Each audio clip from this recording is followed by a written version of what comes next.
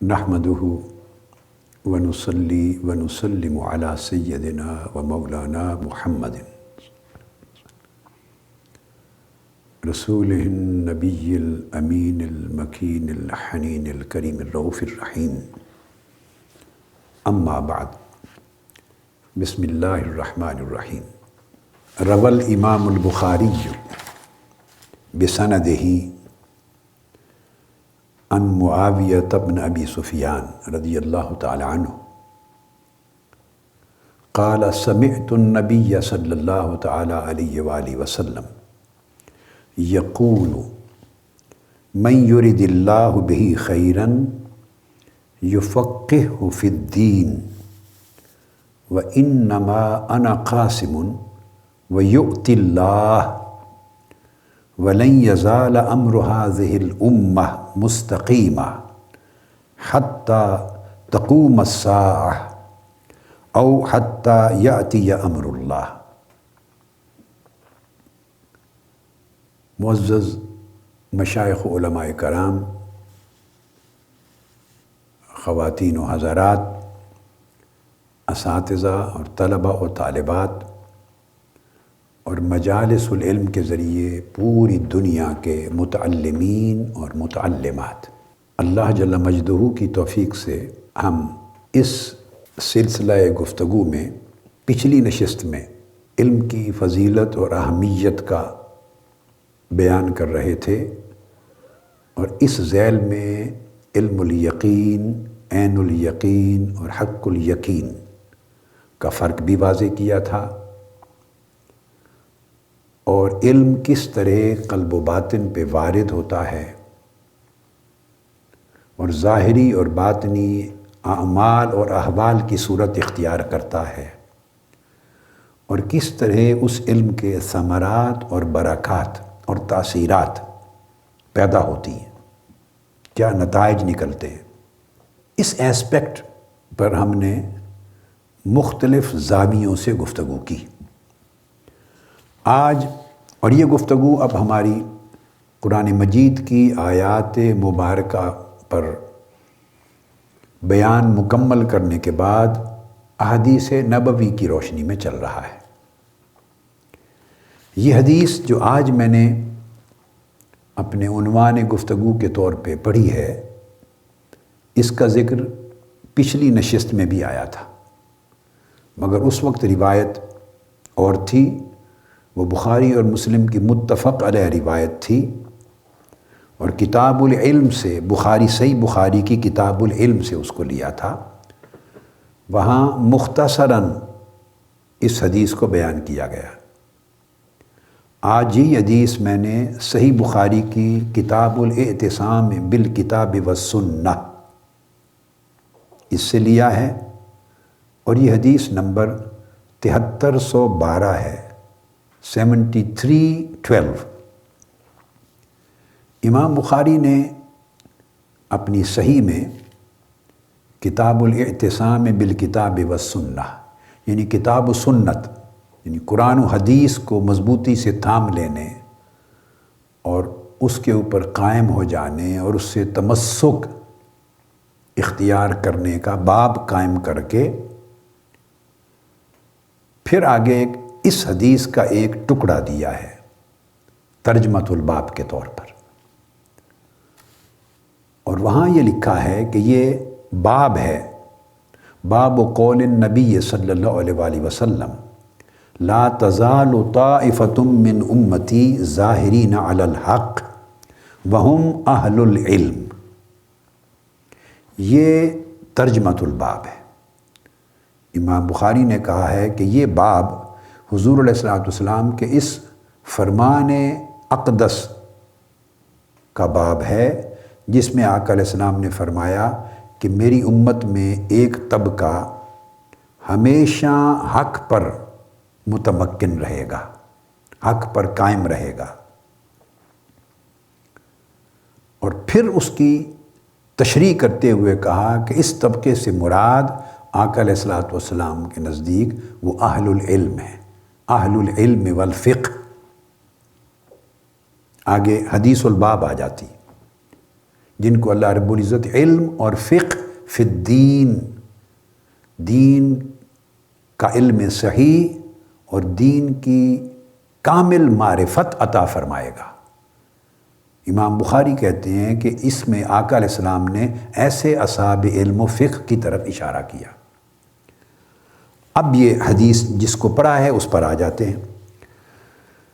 حضرت معاویہ رضی اللہ تعالیٰ عنہ فرماتے ہیں، اور انہوں نے یہ بات خطبہ دیتے ہوئے کہی کہ میں نے حضور نبی اکرم صلی اللہ علیہ وآلہ وسلم کو فرماتے ہوئے سنا کہ اللہ تعالیٰ جس شخص کے ساتھ خیر کا ارادہ فرماتا ہے، حدیث کے اس پہلو پر گفتگو پچھلی نشست میں تفصیلاً ہو چکی ہے، لہٰذا میں آج صرف اس حدیث کے آخری حصے پر گفتگو کروں گا جو حصہ پچھلی نشست میں بیان نہیں ہوا۔ تو فرمایا اللہ رب العزت جس شخص کے ساتھ خیر کا ارادہ فرماتا ہے اسے دین میں تفقہ، دین میں گہرائی اور کامل معرفت عطا فرما دیتا ہے۔ اور پھر فرمایا وَإِنَّمَا أَنَا قَاسِمٌ وَيُؤْتِ اللَّهُ، دوسری روایت کے الفاظ تھے إِنَّمَا أَنَا قَاسِمٌ وَاللَّهُ يُؤْتِ، کہ بے شک میں ہی تقسیم کرتا ہوں یہ خیرات علم و فقہ امت میں ہی تقسیم کرتا ہوں، مگر عطا اللہ رب العزت کرتا ہے۔ اب تیسرا حصہ ہے جو آج کی بیان کردہ اس حدیث میں روایت میں آیا ہے، اس پر آقا علیہ السلام نے فرمایا یہ کامل مضمون ہو گیا۔ فرمایا کہ میری امت میں لن یزال امر هذه الامہ، میری امت کا یہ امر ہمیشہ استقامت کے ساتھ قائم رہے گا، یعنی گویا میری امت میں لوگ علم صحیح حاصل کرنے والا ایک طبقہ موجود رہے گا ہر دور میں، اور میری امت میں ہر زمانے میں دین کی کامل معرفت رکھنے والے کچھ افراد موجود رہیں گے۔ اور یہ جو امر ہے میرے دین کا، یہ پہلو فرمایا ہمیشہ استقامت کے ساتھ، دوام کے ساتھ یہ موجود رہے گا، قائم رہے گا، امت کے کسی بھی زمانے میں غائب نہیں ہوگا۔ یہ پہلو کسی بھی زمانے میں معدوم اور مفقود نہیں ہوگا، قائم رہے گا حتیٰ تقوم الساعہ، یہاں تک کہ قیامت آ جائے گی۔ او حتیٰ یاتی امر اللہ، ایک ہی بات ہے، حتیٰ کہ اللہ کا امر آ جائے گا، یعنی یوم محشر بپا ہو جائے گا۔ تو اس سے قبل تک میری امت کے جیسے بھی حالات ہوں گے، زیر و بم آئے گا، عروج و زوال کے مرحلے آئیں گے، اور اپنے اعمال و احوال میں گرتی چلی جائے گی، علم اور فقہ میں گرتی چلی جائے گی، کمزوریاں خرابیاں بڑھتی چلی جائیں گی، محکوم و مغلوب ہو جائے گی، اور اس میں بہت ساری برائیوں کا اور شرور کا اور نقائص کا، خرابیوں کا، فتنوں کا غلبہ ہوتا چلا جائے گا۔ سب کچھ ہوگا جو آقا علیہ السلام نے مختلف مواقع پر قیامت سے قبل فتنوں کے ظہور کے باب میں بھی بیان فرمایا، اور امت کے دور آخر کے احوال کا ذکر فرمایا۔ سب کچھ ہوگا، مگر ایٹ دا سیم ٹائم فرمایا کہ ساتھ ہی ساتھ یہ جو امر ہے میری امت کا، یہ پہلو کہ اللہ پاک کچھ لوگوں سے ہمیشہ ہر دور میں، خواہ کتنا بھی زوال کا دور کیوں نہ ہو، اللہ پاک کا یہ ارادہ خیر امت میں کچھ لوگوں کے ساتھ تسلسل سے قائم رہے گا۔ جیسے وہ یہ خیرات پہلے زمانوں میں کچھ لوگوں کو خصوصیت کے ساتھ عطا فرماتا تھا، میری امت کے دور آخر میں بھی یہ خیرات امت کے خواص کو عطا فرمائے گا۔ اب یہاں ایک بات بڑی توجہ طلب ہے، چونکہ لفظ ہیں من یرد اللہ بہ خیرا، اس کا مطلب یہ ہے کہ آقا علیہ السلام نے واضح کر دیا کہ یہ یفقہ فی الدین، تفقہ فی الدین کی خیرات صاف ظاہر امت کے ہر فرد کو نہیں ملے گی، اور نہ ہی امت کے ہر عالم کو ملے گی۔ یہ بات کلیئر ہو گئی، عوام ہوں یا خواص، علماء ہوں یا غیر علماء، ہر ایک کی بات نہیں ہو رہی۔ علماء میں سے فرمایا جس کے ساتھ اللہ رب العزت اپنی خصوصی خیر کا ارادہ فرمائے، چاہے گا، جیسے قرآن مجید نے سورہ کہف میں سیدنا موسیٰ علیہ السلام اور سیدنا خضر علیہ السلام کے واقعہ میں فرمایا فَوَجَدَا عَبْدًا مِّنْ عِبَادِنَا، سو انہوں نے ہمارے بندوں میں سے ایک بندے کو پا لیا۔ تو بندگان خدا اس دور میں بھی تھے، آج کے دور میں بھی ہیں، اور بندگان خدا میں سے خاص بندے خواص اس وقت بھی تھے اور خواص اب بھی ہیں، عدد کم ہوتا چلا جائے گا، مگر فرمایا فَوَجَدَا عَبْدًا مِّنْ عِبَادِنَا، تو ہمارے بندہ خاص کو پا لیا۔ تو پتہ چلا کہ یہ اللہ پاک نے جو خیرات اس بندہ خاص کو دی تھی وہ من عبادنا میں سے ہر فرد کو نہیں دی تھی۔ اگر وہ ہر فرد کو دی ہوتی تو موسیٰ علیہ السلام سے بڑھ کر افضل اور ارفع اور اعلیٰ اور اولیٰ فرد کون تھا؟ جو اللہ کے رسول تھے اور علم شریعت اور علم تورات کے حامل تھے، علم کتاب کے حامل تھے۔ تو یہ علم لدنی تھا، آتیناہ رحمتا من عندنا وعلمناہ من لدنا علما۔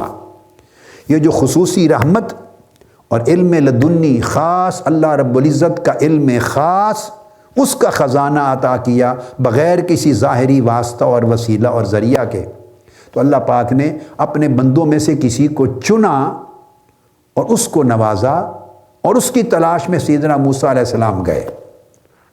سو یہ اللہ رب العزت کا ارادہ جو اس وقت ہوا خیر کا کسی کے ساتھ، اپنے بندوں میں سے کسی بندہ خاص کے ساتھ، تو آقا علیہ السلام کے فرمانے کا مقصد یہ ہے کہ اللہ رب العزت کا یہ ارادہ خیر خصوصیت کے ساتھ ہر دور میں جاری رہا اور جاری رہے گا، اور قیامت کے انعقاد تک کوئی زمانہ ایسا نہیں آئے گا جس میں اللہ پاک کے اس ارادہ خیر سے میری امت کلیتاً محروم ہو جائے۔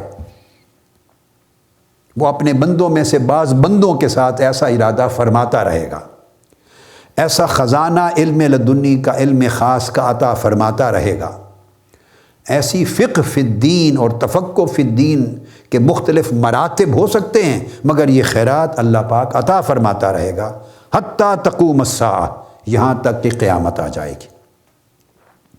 تو اس سے یہ بات معلوم ہوئی کہ یہ سلسلہ علمی نہیں بلکہ سلسلہ فقہ فی الدین، دین کا تفقہ اور دین کی معرفت تامہ، یہ اللہ رب العزت ہر زمانے میں لوگوں کو عطا کرتا رہے گا، اس زمانے کی ضرورتوں کے مطابق، حاجتوں کے مطابق، اس زمانے کے احوال اور ظروف کے مطابق، مگر یہ عطا ہوتا رہے گا۔ اب یہاں آگے خوش نصیب ہیں وہ لوگ جو محنت بھی اس طریق سے کریں کہ اللہ رب العزت ارادہ خیر کی نظر ان پہ فرما دے۔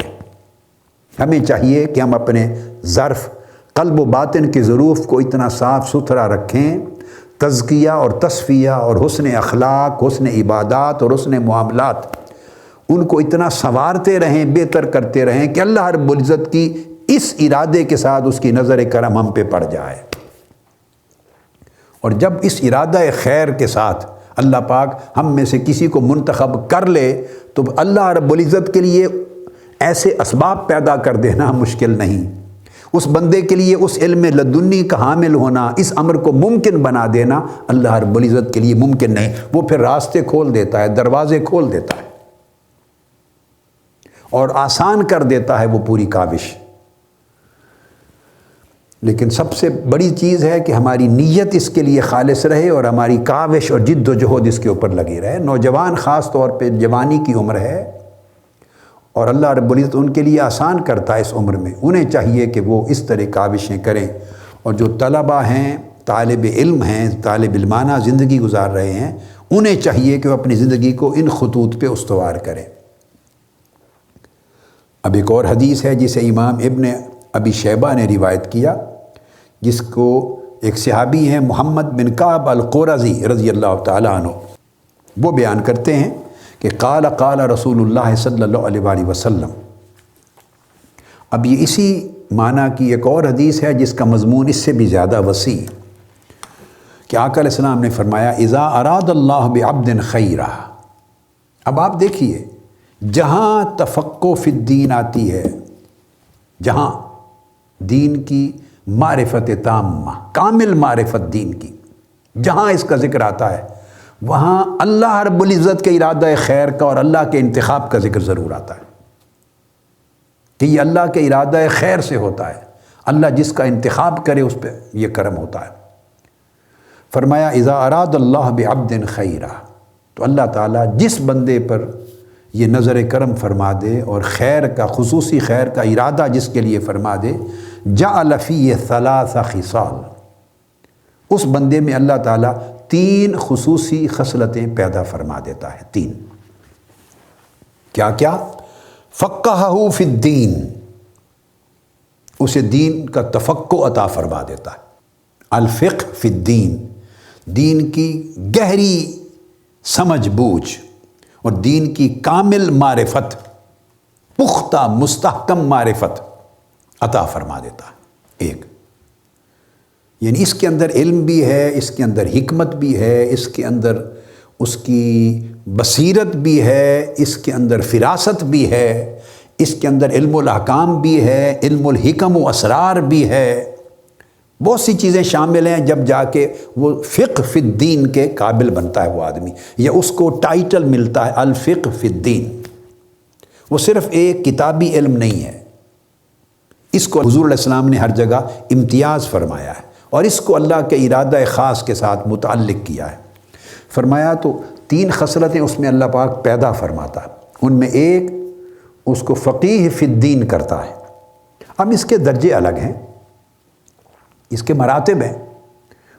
کوئی درجہ اجتہاد پر پہنچتے ہیں، کوئی مجتہد فی الشرع بنے، کوئی مجتہد فی المذہب بنے، کوئی مجتہد فی المسائل بنے، کوئی پھر مجتہد مقید بنے، جن میں پھر اصحاب تخریج بنے، اصحاب ترجیح بنے، اپنے اپنے مراتب بنے، کوئی مفتی اور عالم بنے، کوئی دائی اور مبلغ بنے۔ یہ درجات ہیں۔ اللہ پاک کس کو کتنا فہم عطا کرتا ہے اس پہ ڈیپینڈ کرتا ہے کہ اللہ کا ارادہ خیر کتنا ہے، اور اللہ اس پر کتنا ارادہ خیر فرماتا ہے۔ اللہ بڑا سخی ہے، ڈیپینڈ کرتا ہے کہ بندے کی نیت کتنی خالص تھی اور اس کی جد و جہد اور تگ و دو اور محنت کتنی تھی۔ یہ عوامل سارے مل کے کام کرتے ہیں۔ فرمایا ایک تو اس کو دین کی کامل معرفت فقہ عطا کرتا ہے، دوسرا وزہدہ فی الدنیا۔ اب جو 3 خصلتیں بیان کی ہیں، لا محالہ یہ خصلتیں آپس میں جڑی ہوئی ہیں۔ یہ خصلتیں تینوں ایک دوسرے کے ساتھ انٹر ڈیپینڈنٹ ہیں، ریسیپروکلی ریلیٹڈ ہیں، ایک دوسرے کے ساتھ ان کی ریلیشن شپ اتنی گہری ہے کہ انڈسپینسیبل ہیں، ایک دوسرے کے ساتھ ناگزیر ہیں، اور یہ تینوں جڑ کر مل کر وہ نتیجہ پیدا کرتی ہیں جس کی بات ہم کر رہے ہیں۔ یہ نہیں ہے کہ صرف ایک چیز سے وہ نتیجہ پیدا ہو جائے، 2 چیزیں نظر انداز کر دی یعنی۔ فرمایا اللہ رب العزت نے ارادہ خیر فرمایا اور اسے فقہ فی الدین کے مرتبے پر لانا چاہتا ہے تو 3 چیزیں پیدا کرے گا۔ ایک تو علمی استعداد فقہ فی الدین کی، اس کو عطا کرے گا۔ دوسرا زہدہ فی الدنیا، اس شخص کو دنیا سے بے رغبتی عطا کر دے، اس کے دل کو دنیا سے بے رغبت کر دیتا ہے، دنیا کا حرص اور لالچ اس کے دل سے نکال دیتا ہے، اس کو صبر و شکر دیتا ہے، اس کو قناعت دیتا ہے، اس کو توکل دیتا ہے، اس کے اندر سے حرص اور ہوس کو نکال دیتا ہے، حتیٰ کہ دنیا کی رغبت بھی اس کے دل سے نکال دیتا ہے۔ یہاں ایک چیز سمجھیں، پھر دنیا اور اس بندے کا تعلق کیا رہ جاتا ہے؟ تو یاد رکھیں فرمایا زہدہ فی الدنیا، یہ نہیں فرمایا کہ دنیا چھوٹ جاتی ختم ہو جاتی ہے، نہ، دنیا سے اس کے دل کو بے رغبت کر دیتا ہے۔ تو تعلق کیسا ہو جاتا ہے؟ یہ بڑا ایک لطیف ایک جملہ ہے، آپ کو سمجھ آ جائے گی۔ دنیا پھر اس کے دل میں نہیں رہتی، اس کے ہاتھ میں ہوتی ہے۔ دنیا اس کے دل میں نہیں رہتی، اس کے دل سے نکال دیتا ہے، اس کے ہاتھ میں ڈال دیتا ہے، اس کے دل سے نکال دیتا ہے، اس کے قدموں کے نیچے رکھ دیتا ہے، اس کے آگے نہیں چھوڑتا دنیا کہ وہ اس کو دیکھتا رہے، اس کے پیچھے کر دیتا ہے، دنیا اس کے پیچھے چلتی رہتی ہے۔ وہ بندہ دنیا کی طرف پشت کر لیتا ہے، دنیا کا چہرہ پیچھے اس کی طرف ہوتا ہے، بس یہ سمت بدل جاتی۔ تو کیا اچھا لگتا ہے آپ کا چہرہ دنیا کی طرف ہو اور دنیا آپ کی طرف پشت کر کے آگے آگے بھاگے؟ یہ اچھا لگے گا؟ یا آپ کا چہرہ مولا کی طرف ہو اور دنیا کی طرف پشت کر کے چل رہے ہوں اور دنیا اپنا چہرہ آپ کی طرف کر کے پیچھے دوڑی آئے؟ لامحالہ جس کو بھی اللہ پاک نے تھوڑی سی سمجھ بوجھ اور گہرائی دی ہے اپنے فہم میں، وہ کہے گا کہ نہیں، بجائے اس کے کہ میں دنیا کی طرف چہرہ کروں، دنیا میرے پیچھے چلتی رہے، میں مولا کی طرف چہرہ رکھوں۔ یہ ہے زہد فی الدنیا، اس کے دل کو بے رغبت کر دیتا ہے۔ تو دنیا پھر اس بندے کے دل میں نہیں رہتی، بندہ البتہ دنیا میں رہتا ہے، بندہ دنیا میں رہتا ہے مگر دنیا اس کے دل میں نہیں رہتی۔ اللہ پاک دنیا کو اس کے دل سے یوں نکال دیتا ہے، رغبت ختم کر دیتا ہے۔ اور فرمایا وَبَصَّرَهُ عُيُوبَهُ، اور پھر وہ بصیرت اللہ پاک اس کو ایسی عطا فرما دیتا ہے کہ اس کے جو اپنے عیب ہیں وہ اس پر ظاہر کر دیتا ہے۔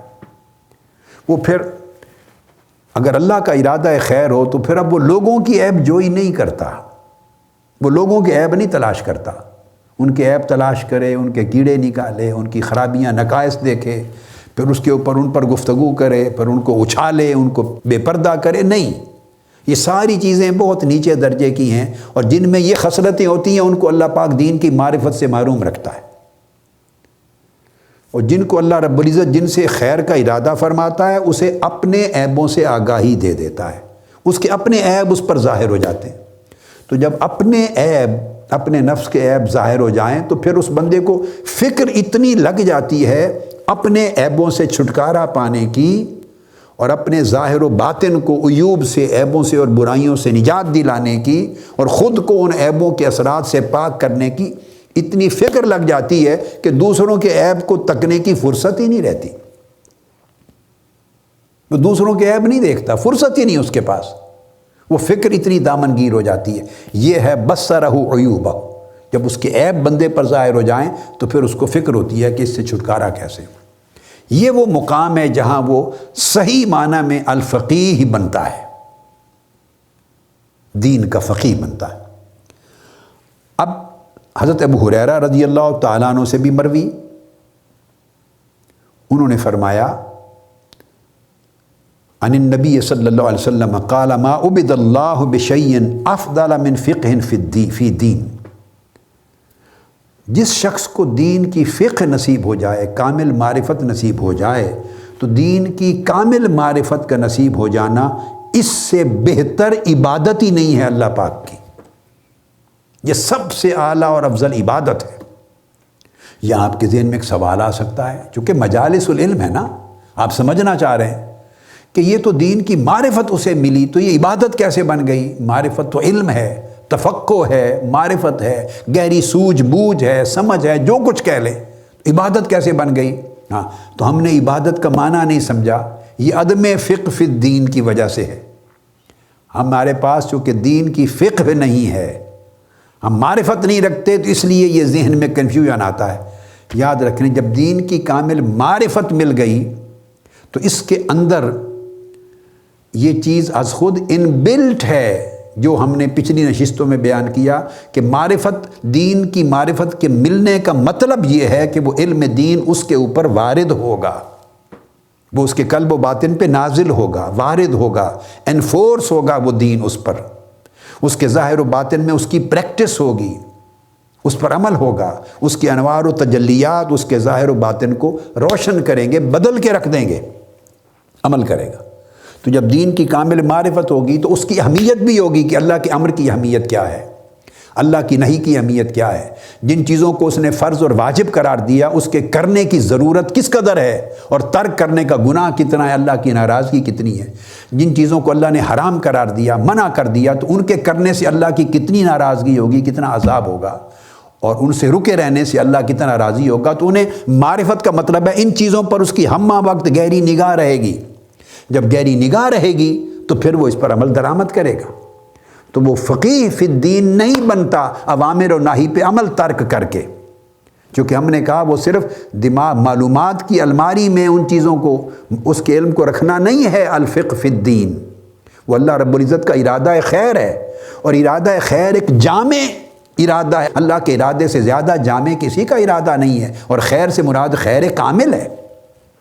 تو جب یہ نصیب ہوگی تو پھر وہ شخص، اس کا اٹھنا بیٹھنا بھی دین کے مطابق ہوگا، اس کا بولنا کلام گفتگو دین کے تقاضوں کے مطابق ہوگی، اس کا کھانا پینا چلنا پھرنا لوگوں کے عبادات ہی نہیں لوگ اللہ کی بلکہ لوگوں کے ساتھ معاملات بھی عین دین کی روشنی کے مطابق ہوں گے۔ اس کی زندگی میں دین سے مطابقت پیدا ہو جائے گی، اس کی زندگی میں دین سے مطابقت، دین کے ساتھ مناسبت پیدا ہو جائے گی، اور دین اس کا اوڑھنا بچھوڑنا ہوگا، قرآن اور سنت، اور علم جو ہے وہ خود عمل میں ڈھل جائے گا، چونکہ اس کا مطلب معرفت کا مطلب یہ ہے کہ وہ دین اس کے لیے اسوہ بن جائے گا، آقا علیہ السلام کی سیرت طیبہ۔ تو گویا اس وقت پھر وہ علم اور عمل میں فرق نہیں رہتا، علم عمل کا پیکر اس میں ڈل جاتا ہے۔ تو یہ اس لیے وجہ سے فرمایا کہ جس کو یہ معرفت نصیب ہو گئی تو اسے یہ معرفت بھی ہے کہ اس پر عمل کرنے کا اجر کیا ہے اور عمل ترک کر دینے کا نقصان کیا ہے، لہٰذا اس کی زندگی پھر اس معرفت سے جدا یا اس کی مخالفت میں نہیں بسر ہو سکتی، یہی تو معرفت ہے۔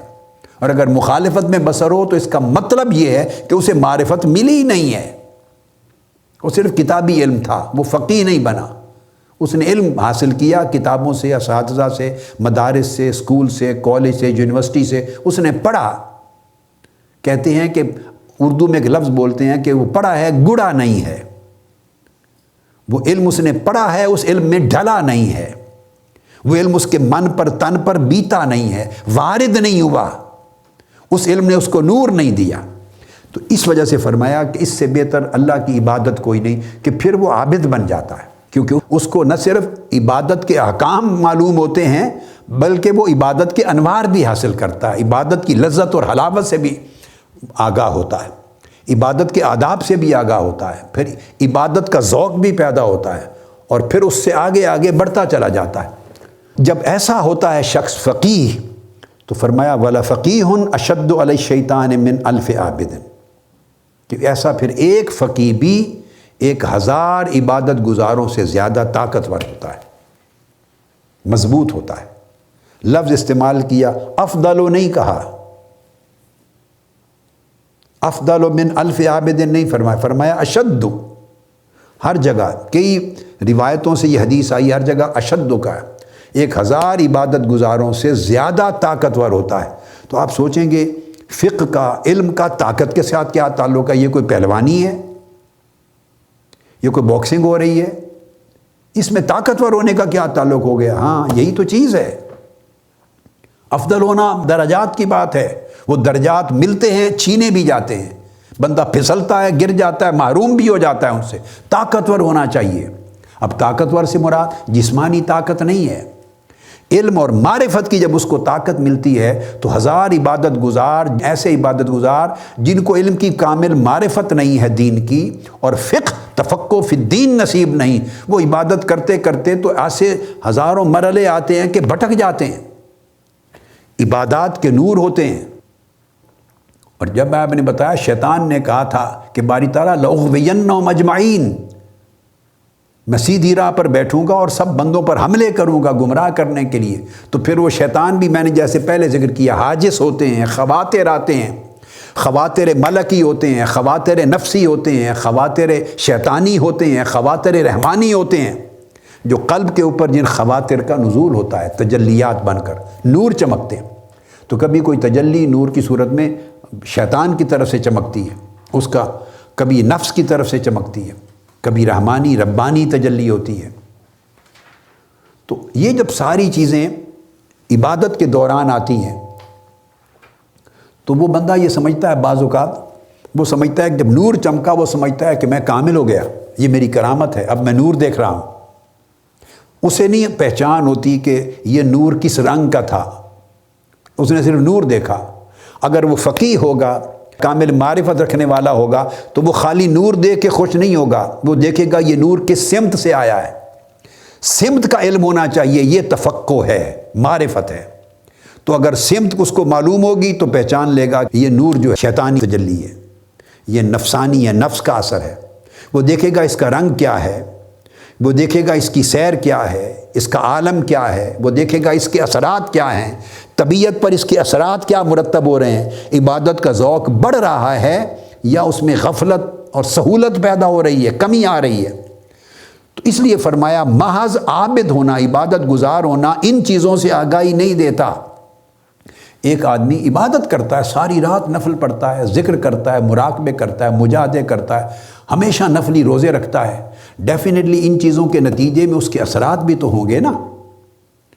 تو تزکیہ ہوگا، تصفیہ ہوگا، اس سے نور پیدا ہوں گے، کبھی کشف ہوں گے، کبھی برکتیں ہوں گی، کبھی ہوگا اللہ پاک اس کی دعائیں قبول کرے گا۔ جو ہی اس کی دعا قبول ہونے لگی، 2 4 5 10 واقعات ہوئے تو وہ پیر بن جائے گا۔ وہ کہیں گا میری دعا میں اتنی برکت ہو گئی ہے، اب میں کامل ہو گیا ہوں۔ تو اس کو نہیں سمجھ کہ یہ تو راستے کی چیزیں ہیں، یہ کامل نہیں ہونا ہوتا، یہ برکتیں ہیں۔ اب یہ کامل ہونا تو بہت آگے پڑا ہے، بہت آگے پڑا ہے۔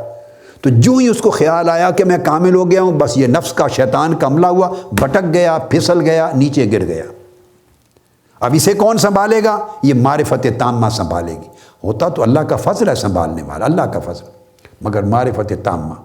کبھی آواز سنائی دے گی، وہ آواز شیطانی ہوگی، وہ وسوسہ سے آئے گی، وہ شیطانی آواز ہوگی، نفسانی آواز ہوگی۔ ان پر گفتگو ہم پیچھے بہت کر چکے ہیں۔ الہام ہوگا، خیال القاء ہوں گے، جو دل میں آئے گا وہ سمجھے گا کہ شاید اللہ پاک نے القاء کیا ہے، ملائکہ نے القاء کیا ہے۔ نہیں، کبھی وہ نفس کا القاء بھی ہوتا ہے، شیطان کا القاء بھی ہوتا ہے۔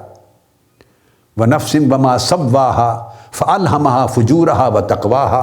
فسق و فجور کا القاء بھی ہوتا ہے، اور تقوی اور نور کا القاء بھی ہوتا ہے۔ یہ امتیاز کرنا قدم قدم پر، ہر چیز پر، کہ یہ جو بات کان میں پڑی ہے، آواز آئی ہے، خیال القاء ہوا ہے، ایک طبیعت کا رجحان ڈیولپ ہو گیا ہے، ایک چیز انفتاح ہوا ہے، ایک تجلی ملی ہے، ایک نور ملا ہے، ایک انبساط ملا ہے، یہ ساری چیزوں کا تعین کرنا یہ تفقہ اور معرفت مانگتا ہے۔ اس معرفت کے بغیر وہ اپنے آپ کو خطرات سے بچا نہیں سکتا۔ تو بعض اوقات آزمائش کے طور پہ کوئی چیز ملتی ہے، وہ سمجھ لیتا ہے یہ کرامت ہو گئی، تو اس کو روکنا کیسے ہے؟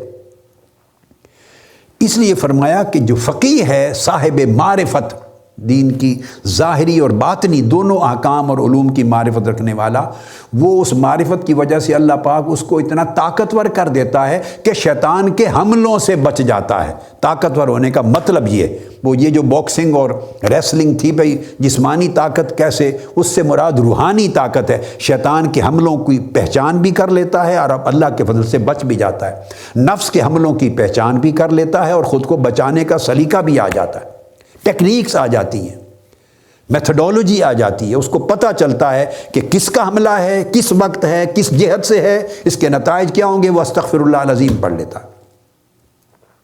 حضور سیدنا غوث العظم شیخ عبد القادر جیلانی رضی اللہ تعالی عنہ، آپ اپنے تزکیہ اور مجاہدات اور ریاضات کے زمانے کا ایک واقعہ خود بیان فرماتے ہیں کہ جنگلوں میں تھا اور شیطان ایک بادل کی صورت میں، جیسے کڑک اور بجلی چمکتی ہے اس طرح چمکا بادل کی صورت میں میرے اوپر، اور اس نے آواز دی، اس نے کہا اے میرے عبد القادر، تو نے میری اتنی عبادت کی ہے، شیطان نے آواز دی، اتنی عبادت کی ہے، اتنی عبادت کی ہے کہ اب میں تجھ پر احکام شرع، شریعت کے احکام، فرائض اور واجبات جو ہیں وہ تم پر سے معاف کرتا ہوں، تمہیں سہولت دیتا ہوں۔ سیدنا غوث العظم رضی اللہ تعالیٰ عنہ نے فرمایا کہ جو یہ میں نے کلمہ سنا، میں نے پڑھا لا حول ولا قوت الا باللہ العلی العظیم، شیطان دفع ہو جاؤ، میں تیرے چنگل میں نہیں آنے والا۔ شریعت کے احکام، اللہ کے نبی کی شریعت کسی سے معاف نہیں ہوتی، خواہ وہ جس درجے پر پہنچ جائے۔ وہ نبی کے لیے معاف نہیں ہے، امتی کو کیوں معاف ہوگی؟ نبی خود اس پر عمل کرتا اور امت کو عطا کرتا۔ تو پھر شیطان آپ کے سامنے پھر دوبارہ ظاہر ہوا، اس نے کہا مبارک ہو عبد القادر، میں نے بہت بڑا حملہ کیا تھا تمہارے اوپر، مگر تم اپنی علم کی طاقت سے بچ گئے۔ آپ نے پھر پڑھا لا حول ولا قوت الا باللہ العلی العظیم، کہا ظالم، تو نے پہلے سے بھی زیادہ بڑا حملہ کیا ہے، اور مجھے یہ تصور میرے دل میں خیال ڈالنا چاہتا ہے کہ میں اپنے علم کی طاقت سے بچ گیا ہوں، نہیں، میں اپنے اللہ کے فضل اور اس کی مدد سے بچا ہوں۔ علم کی طاقت کوئی شے نہیں ہے، یہ معرفت، آواز کا آنا معرفت ہے۔ تو جس کو یہ معرفت تامہ اور فقہ کامل نصیب نہیں ہوگا، وہ تو کوئی آواز سنے گا، وہ سمجھے گا میں تو پار ہو گیا، کامل بن گیا، ولی ہو گیا، میری کرامت ہو گئی۔ اور بہت سے لوگ ایسی منزلوں پر مبتدی ہوتے ہیں۔ اوائل زمانے میں جو ریاضت اور مجاہدہ کرتے ہیں سلوک میں، بہت سے لوگ شروع میں بھٹک جاتے ہیں، کئی چیزیں، غلط خیالات ان کا عقیدہ بنا لیتے ہیں۔ جو واردات ہوں، دو تجلیات ہوں، جو خیالات ہوں، جو انکشافات ہوں، جو کچھ ملے، ہمیشہ اس کو قرآن و سنت کے ترازو پر پرکھا جائے۔ کیا وہ کتاب و سنت کے مطابق ہے؟ کیا وہ شریعت محمدی کے مطابق ہے؟ کیا اللہ کے دیے ہوئے وحی اور اللہ کے رسول کی تعلیمات کے مطابق ہے؟ اگر اس کے مطابق ہو تو قبول کیا جائے، اس کے مطابق نہ ہو تو رد کر دیا جائے۔ واردات کوئی پیمانہ نہیں ہوتی، حتیٰ کہ کشف بھی پیمانہ نہیں ہوتا، مکاشفات بھی پیمانہ نہیں ہوتے، تجلیات بھی پیمانہ نہیں ہوتا کسی شے کو عین حتمی طور پہ حق تسلیم کر لینے کا۔ نہیں، پیمانہ کتاب و سنت ہے، شریعت محمدی صلی اللہ علیہ وسلم ہے۔ اس کو پیش کرے کتاب و سنت پر، کتاب و سنت کی بارگاہ میں اپنے ہر کشف کو پیش کرے، ہر وارد کو پیش کرے، واردات کو پیش کرے، اپنے مکاشفات کو پیش کرے، اپنے خیالات کو پیش کرے، اپنے انکشافات کو پیش کرے، اپنی کیفیات کو پیش کرے، اپنے رجحانات کو پیش کرے، اپنے اذواق کو پیش کرے، جو چیز اس کو مل رہی ہے پیش کرتا جائے کتاب و سنت کی بارگاہ میں، شریعت محمدی کی بارگاہ میں۔ وہاں سے یس ملے، اپروول ملے، مطابقت ملے تو اوکے کرے، اگر اس کے مخالف کوئی چیز آ جائے ہر شے رد کر دے۔ فائق اللہ اور اللہ کے رسول کا فرمان شریعت محمدی ہے۔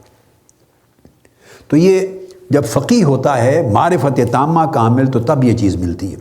اور پھر آگے آقا علیہ السلام نے فرمایا وَلِكُلِّ شَيْءٍ عِمَادٌ، ہر چیز کا، ہر عمارت کا کوئی نہ کوئی ستون ہوتا ہے۔ وَعِمَادُ هَذَا الدِّينِ الْفِقْهُ، اور ہمارے اس دین کا عماد ستون الفقہ ہے، یعنی علم صحیح اور معرفت تامہ، معرفت کاملہ، یہ دین اسلام کا ستون ہے۔ اسی طرح حضرت عبداللہ بن عمرو رضی اللہ تعالیٰ عنہ نے فرمایا، اور یہ حدیث جو میں نے آپ کو ساری کی امام دار قطنی نے روایت کی، امام بہقی نے اور قدائی نے اور امام دیلمی نے، آئمہ نے۔ پھر عبداللہ بن عمرو رضی اللہ تعالیٰ عنہ روایت کرتے ہیں رسول اللہ صلی اللہ علیہ وسلم قال قلیل الفقہ خیر من کثیر العبادہ، اگر فقہ علم کا مرتبہ فقہ ہو جائے، فقاہت کا مرتبہ ہو جائے علم میں، فقاہت کا مطلب ہے اس علم میں ثقاہت آ جائے، اور اس علم میں معرفت آ جائے ظاہر و باطن کی، اور پختگی آ جائے، اگر یہ نصیب ہو جائے تو پھر اس کا تھوڑا سا جو علم ہے وہ کثیر عبادت سے زیادہ مفید ہوتا ہے۔ اس کو امام طبرانی نے روایت کیا۔ اب اس کے بعد ایک حدیث لے آتے ہیں جو سیدنا امام ابو حنیفہ رضی اللہ تعالیٰ عنہ اپنی سند کے ساتھ روایت کرتے ہیں۔ ابن عبد البر نے بھی اس کو روایت کیا، اور امام عبداللہ بن مبارک نے بھی الزہد میں روایت کیا۔ آپ نے فرمایا کہ قرآن مجید کا یہ جو ارشاد ہے وَنَضَعُ الْمَوَازِينَ الْقِسْطَ لِيَوْمِ الْقِيَامَةِ، کہ قیامت کے دن اللہ رب الحمد قیامت کے دن عدل اور انصاف کے ترازو رکھ دیں گے، ہر چیز کو تولا جائے گا۔ اس دن فرمایا کہ ایک شخص لایا جائے گا جس کے اعمال اس کے ایک میزان میں، ایک پرڑے میں رکھ دیے جائیں گے، اور یہ اس کے نیک اعمال ہوں گے، اور وہ پلڑا ہلکا ہو جائے گا، اوپر چڑھ جائے گا۔ دوسرے پلڑے میں اس کی گناہ یا اس کے وہ اعمال رکھ دیے جائیں گے، تو برے اعمال کا پلڑا بھاری ہو جائے گا، اس کی نیکیوں کا پلڑا ہلکا ہو کے اوپر اٹھ جائے گا۔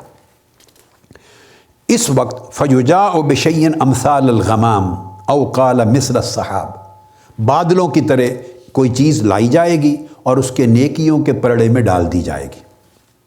فَيُودَعُ فی کفت میزانہ فیرجع، وہ اس کے نیکیوں کے پلڑے میں رکھ دی جائے گی اور وہ بھاری ہو جائے گا، نیچے چلا جائے گا۔ پھر اس سے پوچھا جائے گا، عین اس وقت اس سے پوچھا جائے گا فیقال لہ اتدری ما ھذا، اس سے پوچھا جائے گا کہ تم جانتے ہو کہ یہ جو بادلوں کی طرح کوئی چیز لا کے تمہارے نیکیوں کے پلڑے میں رکھ دی ہے اور جس سے تمہارا پلڑا نیک اعمال کا بھاری ہو گیا ہے، جانتے ہو یہ کیا ہے؟ فیقول لا، وہ کہے گا نہیں مجھے معلوم نہیں۔ فیقال لہ ھذا فضل العلم الذی کنت تعلمہ الناس، یہ اس علم کی فضیلت ہے، اس علم کی عبادت ہے، اس علم کا رتبہ و درجہ ہے جو تم لوگوں کو سکھاتے تھے، پڑھاتے تھے اور انہیں خیر کی راہ پر، نیکی کی راہ پر لگاتے تھے۔ اور دوسری روایت میں فرمایا فیقال ھذا من علمک الذی علمتہ الناس فعملوا بہ وعلموہ من بعدک، فرمایا یہ تمہارا وہ علم ہے جو تم نے لوگوں کو پڑھایا اور لوگوں نے تمہارے پڑھانے سے، تمہارے سکھانے سے پھر اس پر عمل کیا۔ وَعَلَّمُوهُ مِن بَعْدِكَ، پھر تمہاری وفات ہو گئی، ڈیتھ ہو گئی، اور وہ آگے پڑھاتے رہے اگلی نسلوں کو، علم کو آگے نسلوں تک پہنچاتے رہے اور لوگوں کے اعمال درست کرتے رہے، ان سب کا ثواب مل کے تمہیں ملتا رہا تمہارے نامہ اعمال میں۔ آج یہ وہ نیکی ہے جس نے تمہیں بخشش کے قابل بنا دیا اور تمہارے ترازو کو، اعمال صالحہ کے ترازو کو وزنی کر دیا۔ تو اب یہ چیز میں اس لیے یہ اس حدیث پہ اس وجہ سے توجہ کریں کہ بدقسمتی سے آج علم دین کو پڑھے لکھے یا مڈل کلاس کے لوگ یا کھاتے پیتے گھرانے کے لوگ اپنے بچوں کا کیریئر نہیں بناتے۔ علم دین حاصل کرنے کے لیے صرف غریب خانوادوں کے، غریب گھرانوں کے بچے رہ گئے ہیں آج کی دنیا میں ایک طویل عرصے سے۔ کیوں بھیجتے ہیں؟ دین سیکھنے کے لیے، چونکہ ان کے پاس کسی کالج یونیورسٹی میں بھیجنے داخل کرنے کی نہ ایڈمیشن فی ہے نہ منتھلی فی ادا کرنے کے وسائل ہیں، اخراجات بہت بڑھ گئے ہیں، لہٰذا وہ جو نہیں افورڈ کر سکتے، افورڈیبلٹی کا مسئلہ ہے، وہ اس کو دین کا علم سیکھنے کے لیے بھیج دیتے ہیں کہ چلو مفت میں مل رہا ہے تو یہی سیکھ لے، کچھ نہ کچھ تو کمانے والا بن جائے گا نا۔ تو نیت اس کے بھی حصول کی اولاد کے لیے علم دین کی فضیلت نہیں ہے، وہ کیریئر نہیں ہے کہ کوئی حضور علیہ السلام کے پیغام کو امت تک پہنچانے کا کیریئر بنائے، اس کو آئیڈیل سمجھے۔ نہیں، ہمارے پاس پیسے نہیں ہیں کہ افورڈ کر سکیں بچے کی تعلیم، اور پھر کچھ نہ کچھ اپنا دال دلیا بنانے والا ہو جائے گا۔ یہ جو سوچ ہے یہ دنیا پرستی کی سوچ ہے، اور کھاتے پیتے گھرانے وہ اپنے بچے کو کچھ ہو جائے، آخری حد میں بھی ان کی لسٹ کے آخر میں بھی یہ آپشن نہیں ہے کہ بچے کو دین کا علم دیں۔ اور پھر ہماری سوسائٹی، علماء، ائمہ، خطبہ جو دین کی تبلیغ کرنے والے، ان سے شکوہ اور شکایت بھی کرتے ہیں، ان کے علم پر بھی باتیں کرتے ہیں، ان کے عمل پر بھی کرتے ہیں، ان کے کردار پر بھی کرتے ہیں، وہ میچ نہیں کرتے موجودہ دنیا کے تقاضوں کے ساتھ، اپ ڈیٹ نالج نہیں ہے ان کا، ان کے احوال اخلاق اتنے اچھے نہیں ہیں، پھر یہ بھی کرتے ہیں۔ بھائی کوئی جینیٹک چیزیں بھی ہوتی ہیں، ایک جینیٹک انہیریٹنس ہوتی ہے، تسلسل ہوتا ہے۔ پھر جو غریب گھرانوں سے بچے آئیں گے، ان کی جو سوشل بیک گراؤنڈ ہوگی، اکنامک بیک گراؤنڈ ہوگی، اس سے ان کی شخصیتیں تشکیل پائیں گی، پھر اسی ماحول میں وہ پڑھیں گے۔ ایک جیسے بچوں کے ماحول میں تو کمپنی بھی کرتی ہے، کچھ نیچر ہوتی ہے، کچھ نرچر ہوتا ہے، اور وہیں سے پڑھ کے پھر وہ جس ماحول میں جائیں گے مسجد میں امامت کر کے، تو مسجد کی کمیٹی ان کو تنخواہ دے گی اپنا ملازم اور نوکر سمجھ کر۔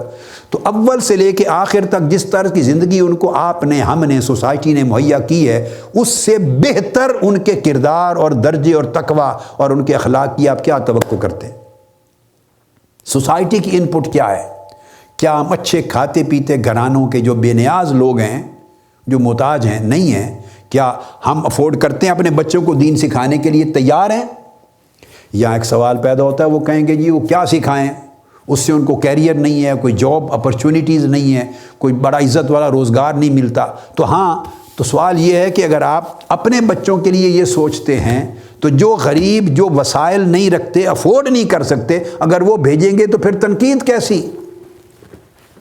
تو دین تو ایک کلاس میں، ایک سوشل اکنامک جو بالکل لوور پور کلاس ہے، اس کے بچوں کے اندر محدود ہو کے رہ گیا، اور ان سے آپ، ان کو فیسیلیٹیز نہیں ملی ہیں، وہ اس مدارس میں، ان کے ماحول میں وہ فیسیلیٹیز، نہ ان کے پاس کمپیوٹر، نہ ان کے پاس لینگویجز، نہ ان کے پاس ماڈرن ٹیکنالوجیز، نہ ان کے پاس اچھے تعلیم یافتہ جدید علوم سے آراستہ اساتذہ، نہ ان کے پاس کمپاؤنڈ، نہ ان کے پاس کیمپس، نہ ان کے پاس وہ یونیورسٹی کی سہولتیں نہیں، نہ ان کے پاس بیٹھنے کا وہ ماحول۔ تو جب وہ ساری فیسیلیٹیز بھی ان کو نہیں ملی تو صاف ظاہر ہے ان سے ایک شخصیت بنتی ہے نا، تو شخصیت کی لمیٹیشن ہوتی ہے۔ آپ اس لمیٹیشن سے بیونڈ کیا توقع کرتے ہیں کہ سوسائٹی کو وہ ڈیلیور کریں گے؟ اچھا ڈیلیور اگر کروانا چاہتے ہیں تو آپ جتنی پروڈکٹ جس طرح کی ڈالیں گے اسی طرح کا ہی آگے نکلے گا۔ پروڈکٹ تیار ہو کر جو خام مواد ڈالیں گے اس طرح کا ہوگا، جو اس کو ماحول، فیسیلیٹیز، ضروریات جو کچھ مہیا کریں گے وہی پروڈکٹ آئے گی۔ تو اس پورے عمل کی ذمہ دار ہماری سوسائٹی ہے، ہمارا سسٹم ہے، ہم خود ذمہ دار ہیں۔ لہٰذا کہنے کا مقصد یہ ہے کہ کچھ پڑھے لکھے کھاتے پیتے گھرانے خدا کے لیے اپنے بچوں کو آقا علیہ الصلوۃ والسلام کے علم دین کا وارث بنانے کے لیے نکالیں۔ آگے کچھ حدیثیں میں دوں گا اسی معاملے میں۔ حضور علیہ السلام نے فرمایا، حضرت عبداللہ ابن مسعود رضی اللہ تعالیٰ عنہ روایت کرتے ہیں، فرمایا سمعت النبی صلی اللہ علیہ وسلم یقول نضر اللہ عمران سمع منا شیئا فبلغہ کما سمع فرب مبلغ اوعى من سامع۔ آقا علیہ السلام نے فرمایا کہ اللہ تعالیٰ اس شخص کو خوش و خرم رکھے اور اس کے چہرے کو حشاش بشاش رکھے اور اس کے چہرے پر خوشی اور بشاشت اور فرحت و راحت کے آثار رکھے، اس کی زندگی میں خوشیاں دے، جس نے سمع منا شیئا، ہم سے کچھ سنا، میری نصیحت کو، میری تعلیم کو، میرے دین کو، میرے ارشادات کو سنا اور اس کو آگے پہنچایا جیسے سنا تھا، کمیونیکیٹ کیا، تبلیغ کی۔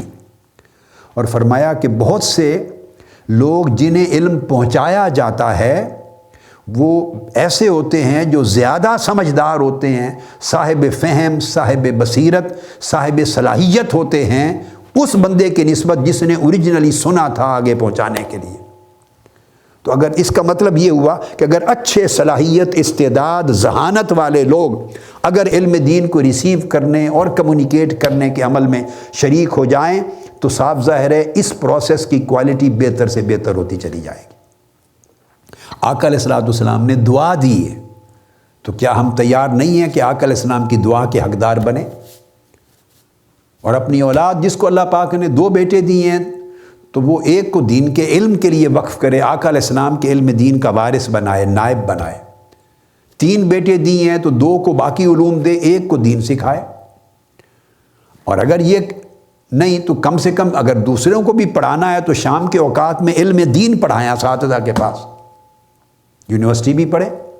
اب میں یہاں اپنی مثال تو نہیں دینا چاہتا، میں نے تو عملاً زندگی میں دیکھا ہے کہ میں نے اسکول اور کالج کی ایجوکیشن کو کبھی منقطع نہیں کیا، پوری لائف میں 1 سال کا بھی گیپ نہیں آیا، اور ہر روز تھرو آؤٹ 6-7 گھنٹے علم دین اور علوم درسیہ عربیہ کی کتب ہر روز پڑھتا تھا۔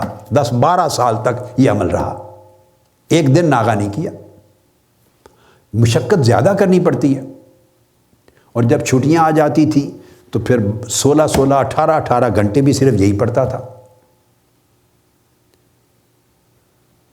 تو تسلسل کے ساتھ 10-12 سال پڑھنا ہوتا ہے، پھر محنت بہت زیادہ کرنی پڑتی ہے۔ جوانی کی عمر میں سب کچھ برداشت ہوتا ہے، جوانی کی عمر میں بہت بوجھ اٹھایا جا سکتا ہے۔ 18-18 گھنٹے میرا معمول رہا پوری زندگی پڑھنے کا، اور کچھ نہیں ہوتا تھا۔ الحمدللہ، اللہ کا شکر ہے، صحت ٹھیک رہتی تھی۔ یہ تو جسم ہے، جس طرح عادی بنا دیں اسی طرح، کھانے کا عادی بنا دیں تو پیٹ ہے کتے کی مانند ہے، جتنا کھلا دیں اتنا، اگر اس سے کم کھلائیں گے تو وہ آواز شور مچائے گا، اور دو اور دو۔ 2 روٹیوں کا عادی بنا دیں تو 2 روٹی سے جس دن کم کھلایا اسی دن شور مچائے گا، 1.5 روٹی برداشت نہیں کرے گا۔ اگر عادی اس کو 1 روٹی کا بنا دیں تو 1 روٹی کے ساتھ بھر جائے گا، بالکل کہے گا میں سیر ہو گیا ہوں۔ آدھی روٹی کا عادی بنا دیں تو آدھی روٹی سے سیر ہو جائے گا۔ جتنی کوانٹٹی کھانے کی عادت بنا دیں، اسی طرح نیند ہے، جتنی نیند پر اس جسم کو ڈھال دیں، عادی کر دیں، اس سے کم نیند ہوگی تو آپ بالکل محسوس کریں گے نکاہت، آرام ہی نہیں ملا۔ تو 8 گھنٹے پر بھی، 24 گھنٹے میں سے 8 گھنٹے پر بھی جسم بالکل فریش ہو جاتے ہیں اگر نیند ملے۔ 6 گھنٹے، یہ میرے اپنے تجربات ہیں اپنی تھرو آؤٹ لائف، اور ہزار لوگوں کے اور بھی تجربات ہوں گے۔ 6 گھنٹے پر عادی بنائیں تو تب بھی جسم فریش ہو جاتا ہے، اور 4 گھنٹے پر عادی بنائیں تب بھی فریش ہو جاتا ہے۔ میں نے کم و بیش اور کچھ نہیں تو 30 سے 40 سال کا عرصہ اپنی زندگی میں 24 گھنٹے میں شاید 4 گھنٹے نیند کی ہے، لگ بھگ۔ آج 64 برس ہے میری عمر، 64 برس، 40 سال لگ بھگ کم و بیش 4 گھنٹے میں نے پورے 24 گھنٹے میں نیند کی ہوگی، اور ممکن ہے 30 برس سے بھی زیادہ عرصہ اس طرح گزرا ہوگا جو مختلف اوقات میں کہ نماز مغرب پڑھ کے بیٹھا ہوں اور فجر پڑھ کے اٹھا ہوں،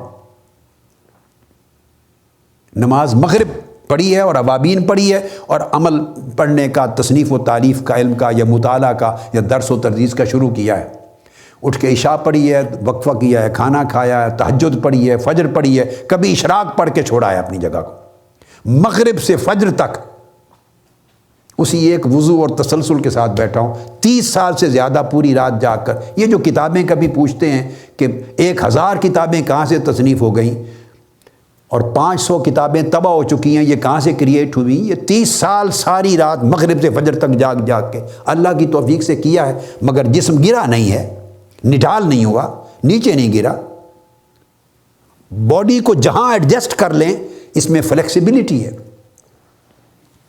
اور پہلے لوگ جو بزرگ ہمارے اکابر ائمہ تھے، 40 سال عشاء سے کہ وضو سے فجر پڑھتے تھے، وہ بھی انسان تھے، اسی طرح وہ اپنی باڈیز کو ایڈجسٹ کر لیتے تھے، 30 سال ایسے کرتے تھے۔ تو رات بھر جاگ کر 30 سال سے زائد میں نے دیکھا ہے، پوری رات مغرب سے فجر تک جاگنے سے کچھ نہیں ہوتا۔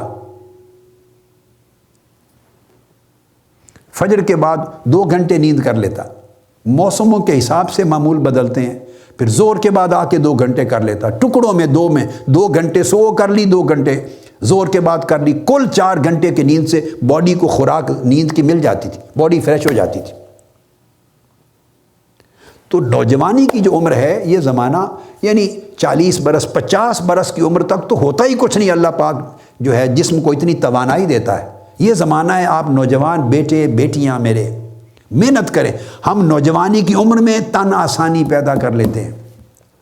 میں نے زندگی میں دیکھا، میں نے اپنے والد گرامی رحمۃ اللہ تعالیٰ علیہ کے پاس پڑھنا ہوتا تھا، اور FSc میڈیکل سائنسز میں کر رہا تھا فیصل آباد، گورنمنٹ کالج فیصل آباد میں، جو دھوبی گھاٹ کے قریب ہے۔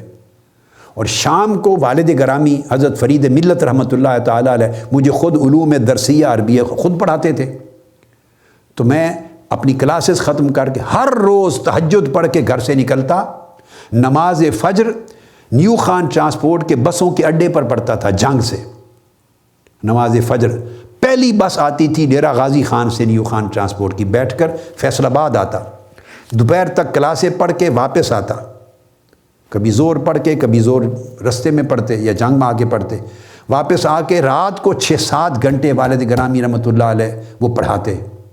تو روزانہ 100 میل کا سفر بس پر کرتا تھا روز، اور 2 سال یہ عمل جاری رہا۔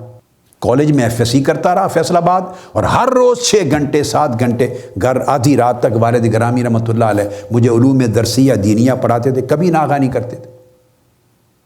میرے لیے وہ بھی جہاں ان کی پوسٹنگ تھی، وہ بھی 62 میل ہر روز جانا آنا سفر کر کے واپس تشریف لے آتے تھے، اور میں 98 میل کا سفر، لگ بھگ 100 کہہ لیں، 48-96 میل بن جاتے ہیں، یا تو وہ 50 سے 48 میل جنگ اور فیصل آباد کا ہے سفر۔ اس زمانے میل تھے، اب 100 میل کر لیں، ہر روز 100 میل سفر کیا، اس کو 2 سالوں سے ضرب دے لیں، روزانہ کا 100 میل 2 سال سے ضرب دے لیں۔ تو اب یعنی اللہ پاک نے جسم کو جوانی کی عمر میں ایسا بنایا ہے کہ 100 میل روز کا سفر بھی نہیں تھکاتا، اور کالج اٹینڈ کیا، شام کو 6-7 گھنٹے وہ پڑھائی کی، نہیں تھکاتا۔ آپ جسم کو جتنا چاہیں سہولت دے دیں، آسانی دے دیں۔ میں جب دارالعلوم قطبیہ میں پڑھتا تھا، جب کبھی وہاں چلا جاتا تو تہجد کی نماز ہم چبوترے پہ پڑھتے تھے، میرے استاد مولانا عبدالرشید رضوی اور دیگر اساتذہ۔ 3 بجے اسباق شروع ہوتے تھے، رات کے 11 بجے اسباق ختم ہوتے تھے، 10-10 12 اسباق روز پڑھتا تھا۔ درمیان میں نمازوں کا وقفہ آتا یا کھانے کا وقفہ آتا، عصر کے بعد تھوڑی سی واک کا گیپ آتا تھا۔ مسلسل مجھے پڑھاتے، اور باقی طلبہ ہمارے شریک درس ہوتے، سامنے ہو جاتے۔ 16 گھنٹے روز کا پڑھائی کرتے تھے، جسم کو کچھ نہیں ہوتا تھا، جسم صحت مند توانا رہتا تھا۔ اگر ہم تن آسانی شروع کر دیں اپنی نوجوانی کی زندگی میں، تو بعد میں کیا محنت کرنی ہے؟ ہم تھوڑا سا کر لیں تو ہم اوہ کرنا شروع کر دیتے ہیں۔ محنت نہیں ہے، ریاضت نہیں ہے، مشقت نہیں ہے، ہم تن آسان ہیں، سہولت پسند ہیں۔ اس پوری سوسائٹی نے، حالات نے ہمیں اتنا بنا دیا، اس لیے بہت ساری چیزیں ناممکن نظر آتی ہیں۔ ہم نے اپنی زندگی میں ان چیزوں کو سب کو ممکن پایا ہے، اور ہم سے پہلے لوگ وہ اس سے بھی محنتیں زیادہ کرنے والے تھے، مشقت کرنے والے تھے، ہم نے تو ان میں سے کچھ خیرات پائی۔ لیکن یاد رکھ لیں کہ محنت کے بغیر نہیں ملتا کچھ۔ تو ہم اپنی فیملی جو ہیں پڑھے لکھے لوگ اور کھاتے پیتے لوگ، کچھ فیملیز حصہ نکالیں اللہ اور اللہ کے رسول کے لیے، اپنی اولاد میں سے علم دین کے لیے، اللہ کے نبی کے علم کا وارث بنائیں، نائب بنائیں، خلیفہ بنائیں، امت کا دینی رہبر بنائیں، اس کو وہ بطور کیریئر لیں۔ کھاتے پیتے لوگ بچوں کو بزنس بنا دیں۔ اب بھی تو ساری عمر بزنس کرنے والے بزنس کر کر کے مر جاتے ہیں، اور مال دولت کما کے اولادوں کے لیے چھوڑ جاتے ہیں۔ تو کسی بچے کو علم دین کے لیے وقف کر دیں، اور ساتھ اس کو بزنس بنا کے دے دیں، تاکہ اس کا سورس آف انکم رہے، ہاتھ پھیلا کے لوگوں سے نہ مانگے۔ لوگوں کی تنخواہیں نہ لے. اب کھاتے پیتے گھرانے، وسائل والے گھرانے بچوں کو اس رخ پہ ڈالیں گے تو پھر وہ بے نیاز ہوگا، اور جب بے نیاز ہوگا تو پھر وہ حق کی بات بھی کرے گا. گلا تو گھونٹ دیا اہل مدرسہ نے تیرا، کہاں سے آئے صدا لا الہ الا اللہ. تو وہ پھر اس کی صدا لا الہ الا اللہ بڑی گرج کے ساتھ آئے گی، کیونکہ اس نے کسی سے مانگنا نہیں ہے، اس کو کسی کا ڈر نہیں ہے. اور یہ ذمہ داری ساری کی ساری ہماری سوسائٹی کی ہے، ان فیملیز کی ہے جن کو اللہ نے وسائل دیے ہیں، اور وہ وسائل رکھتے ہوئے اپنی اولاد میں سے کچھ حصہ آقا علیہ السلام کی وراثت علمی کے لیے نہیں نکالتے، تنقید کرتے ہیں صرف دوسروں پر. یہ میں نے ایک چیز بیسک سمجھائی، اور ساتھ میں نے نہ چاہتے ہوئے کچھ اپنی مثالیں دیں نوجوانوں کے لیے، بتانے سمجھانے کے لیے کہ کس طرح یہ چیزیں ممکن ہیں. حضرت زید بن ثابت رضی اللہ تعالیٰ عنہ سے مروی ہے، ترمذی میں اور نسائی میں حدیث آئی ہے، اور سنن ابی داؤد میں آقا علیہ السلام نے فرمایا نضر اللہ عمران سمع منا حدیثا فحفظہ حتی یبلغہ فرب حامل فقہ الی من هو افقہ منہ ورب حامل فقہ لیس بفقیہ. بڑی خاص حدیث ہے، 5 چیزیں اس میں آقا علیہ السلام نے بیان فرمائی. پہلا تو فرمایا اسی طرح اللہ پاک اس کی زندگی کو رونق اور خوشیوں کے ساتھ مالا مال کر دے، خوش رکھے اللہ پاک اس کو، جس نے ہم سے حدیث سنی. اب حدیث کی پہلی بات، علم الحدیث کی بات آ گئی. جس نے ہم سے حدیث سنی فحافظہ، اس حدیث کو، اس علم کو یاد کر لیا. حتیٰ یبلغہ، صرف خود علم نہیں حاصل کیا، یاد نہیں کیا، پھر امت تک پہنچایا. یہاں سے کیریئر بن رہا ہے، وہ اس پروفیشن کو اڈاپٹ کر رہا ہے. علم کو حاصل کرنا، تعلم، اور آگے علم کو پہنچانا، تبلیغ اور تعلیم. یہ پورا کا پورا پروسیس ہو رہا ہے کہ وہ آگے پہنچایا. تو آقا علیہ السلام نے فرمایا فرب حامل فقہ. کئی لوگ ایسے ہوتے ہیں کہ جو فقہ کے، علم دین اور معرفت دین کے حامل ہوتے ہیں، پوزیس کرتے ہیں، الا من ہو افقہ منہ، مگر جن تک پہنچاتے ہیں وہ اس سے افقہ ہوتے ہیں، زیادہ سمجھدار ہوتے ہیں، ان کے پاس زیادہ صلاحیت ہوتی ہے، ان کے پاس زیادہ استعداد ہوتی ہے، زیادہ قابلیت ہوتی ہے. جن تک پہنچایا جاتا ہے. ورب حامل فقہ لیس بفقیہ. اب آقا علیہ السلام ہماری سچویشن کو ایڈریس فرما رہے، فرمایا بہت سے لوگ ایسے ہیں جو فقہ کے حامل ہیں، چونکہ وہ پڑھے تو حاملین فقہ بن گئے، مگر فقیہ نہیں ہیں، فقیہ نہیں بن سکے. کیوں نہیں بن سکے؟ اس کے ظاہری باطنی اسباب ہیں. ان کے پاس اتنی قابلیت نہیں تھی، اتنی صلاحیت نہیں تھی، اتنی دماغی اور عقلی استعداد نہیں تھی، یا اتنی روحانی استعداد نہیں تھی، اتنی عبادت نہیں تھی، اتنی ریاضت نہیں تھی، یا اتنا صدق و اخلاص نہیں تھا، یا اور اتنی فیسلٹیز نہیں تھی. 20 اسباب ہیں کہ جس کی وجہ سے وہ فقہ کے حامل بنے، پوزیس کر رہے تھے فقہ کو، پوزیسر آف فقہ تھے، آف نالج، مگر فقیہ نہیں بن سکے. فقیہ بننے کے لیے جو ریکوائرمنٹس تھی وہ پوری نہیں کر سکے. تو میں اس گوشے کو ایڈریس کر رہا ہوں کہ اگر ہم ان گھرانوں میں سے کچھ نوجوان اللہ اور اللہ کے رسول کے لیے وقف ہونے والے نکل آئیں، اور خاندان اور والدین اپنے اوپر اللہ رسول کا حق سمجھیں، اور اپنی اولاد پر اللہ رسول کا حق سمجھیں، جنہوں نے ہمیں کلمہ دیا، جنہوں نے سیدھا راہ سکھایا، جنہوں نے شفاعت کرنی ہے، جن کے دیدار ہونا ہے قبر میں، جنہوں نے چھڑانا ہے، جنہوں نے ہمیں کفر و شرک اور گمراہی کے اندھیروں سے نکالا اور نور پر چلایا، ان کا بھی کوئی حق ہے. انہوں نے ایک علم دیا، ایک میسج دیا، ایک قرآن دیا، ایک حدیث دی، سنت دی، سیرت دی، تعلیم دی. ان کا حق ہے کہ ہم ان کے علم کے وارث بھی بنیں، ہم میں سے کچھ لوگ، اور کیری آن کریں، تسلسل سے آگے نسل در نسل اس کو پہنچائیں. چونکہ آقا علیہ السلام نے فرمایا اگر تم اچھی صلاحیت والے لوگ حامل نہیں بناؤ گے علم کے، تو یہ جو فرمایا کہ علم کا حمل کرنے والے، علم کو پوزیس کرنے والے، علم کو اٹھانے لینے والے، آگے دینے والے، ایسے لوگ ہوتے ہیں کہ جن کو پہنچاتے ہیں وہ زیادہ فقیہ بننے کی صلاحیت رکھتے ہیں، وہ افقہ ہوتے ہیں، زیادہ استعداد رکھتے ہیں، زیادہ ذہین ہوتے ہیں، زیادہ فطین ہوتے ہیں. ان کی صلاحیت، کیپیبلٹی بہت زیادہ ہوتی ہے بنسبت ان کے جو ممبر پہ کھڑے کمیونیکیٹ کر رہے ہیں. سوال سننے والے زیادہ ذہین ہوتے ہیں. تو میں یہ کہہ رہا ہوں وہ جو سننے والا گروپ بیٹھا ہے، آڈینس، کھاتے پیتے لوگوں میں سے ان زیادہ صلاحیتوں والے بچوں میں سے کچھ لوگ اس قابل ہو جائیں کہ وہ کھڑے ہو کے کمیونیکیٹ کریں، ممبر پر آئیں، وہ پوزیسر بھی بنے، کمیونیکیٹر بھی بنے، وہ کنوے کریں، تو اندازہ کریں کہ امت کے اخلاقی اور علمی احوال میں کتنی تبدیلی آ جائے گی۔ اور یہ طبقہ جو دین کے علم کو لینے اور آگے پہنچانے والا ہے، اس کی عزت میں بھی اضافہ ہوگا۔ عرب دنیا میں ایسا سٹل کرتے ہیں لوگ، کھاتے پیتے گھرانوں کے ہاں بھی شغف ہے علم کا حاصل کرنے کا، خواہ آپ پروفیشن کے دوران کریں، خواہ دوسری تعلیم کے ساتھ کریں، خواہ ایکسکلوسیولی وقف کر دیں، مگر حصہ نکلنا چاہیے علم دین کے لیے۔ ہر ایک فیملی میں سے، اولاد میں سے، خواہ 5 ہیں تو ایک ہی نکال دیں، اس میں سے ہر گھر میں سے کچھ تو نکلے۔ قرآن مجید نے کہا ایسا کیوں نہیں، سارے کے سارے تو نہیں، مگر کچھ لوگ نکلیں، دین کا علم حاصل کریں، تفقہ حاصل کریں، فقہ فی الدین، اور پلٹ کر آ کر بقایا رہنے والی سوسائٹی کو ہدایت پہنچائیں۔ یہ قرآن کا حکم بھی ہے، اور آقا علیہ السلام بھی اسی ایسپیکٹ کو ایڈریس فرما رہے ہیں۔ پھر رسول اللہ السلام نے فرمایا، عبداللہ ابن عباس رضی اللہ تعالیٰ عنہ روایت کرتے ہیں، پہلی حدیث ابو داؤد، نسائی، ترمذی کی تھی، اب پھر امام ابو داؤد نے روایت کی اور امام احمد بن حنبل نے فرمایا، قال رسول اللہ صلی اللہ علیہ وآلہ وسلم تسمعون ویسمع منکم ویسمع ممن سمع منکم، اے لوگو تم مجھ سے سن رہے ہو، میرا علم مجھ سے حاصل کر رہے ہو، میرا پیغام سن رہے ہو، پھر تم سے سنا جائے گا، پھر آگے تم کمیونیکیٹ کرو گے اور آگے تم سے ریسیو کرنے والے ہوں گے۔ وَيُسْمَعُ مِمَّنْ سَمِعَ مِنْكُمْ، پھر جنہوں نے تم سے ریسیو کیا آگے وہ کمیونیکیٹ اور ٹرانسمٹ کریں گے، نالج کو ٹرانسمٹ کریں گے اور آگے ان سے ریسیو کیا جائے گا۔ تو آقا علیہ السلام کے اس فرمان کا مطلب یہ ہے کہ یہ سلسلہ transmission of knowledge and reception of knowledge یہ پوری امت میں قیامت تک رہے گا۔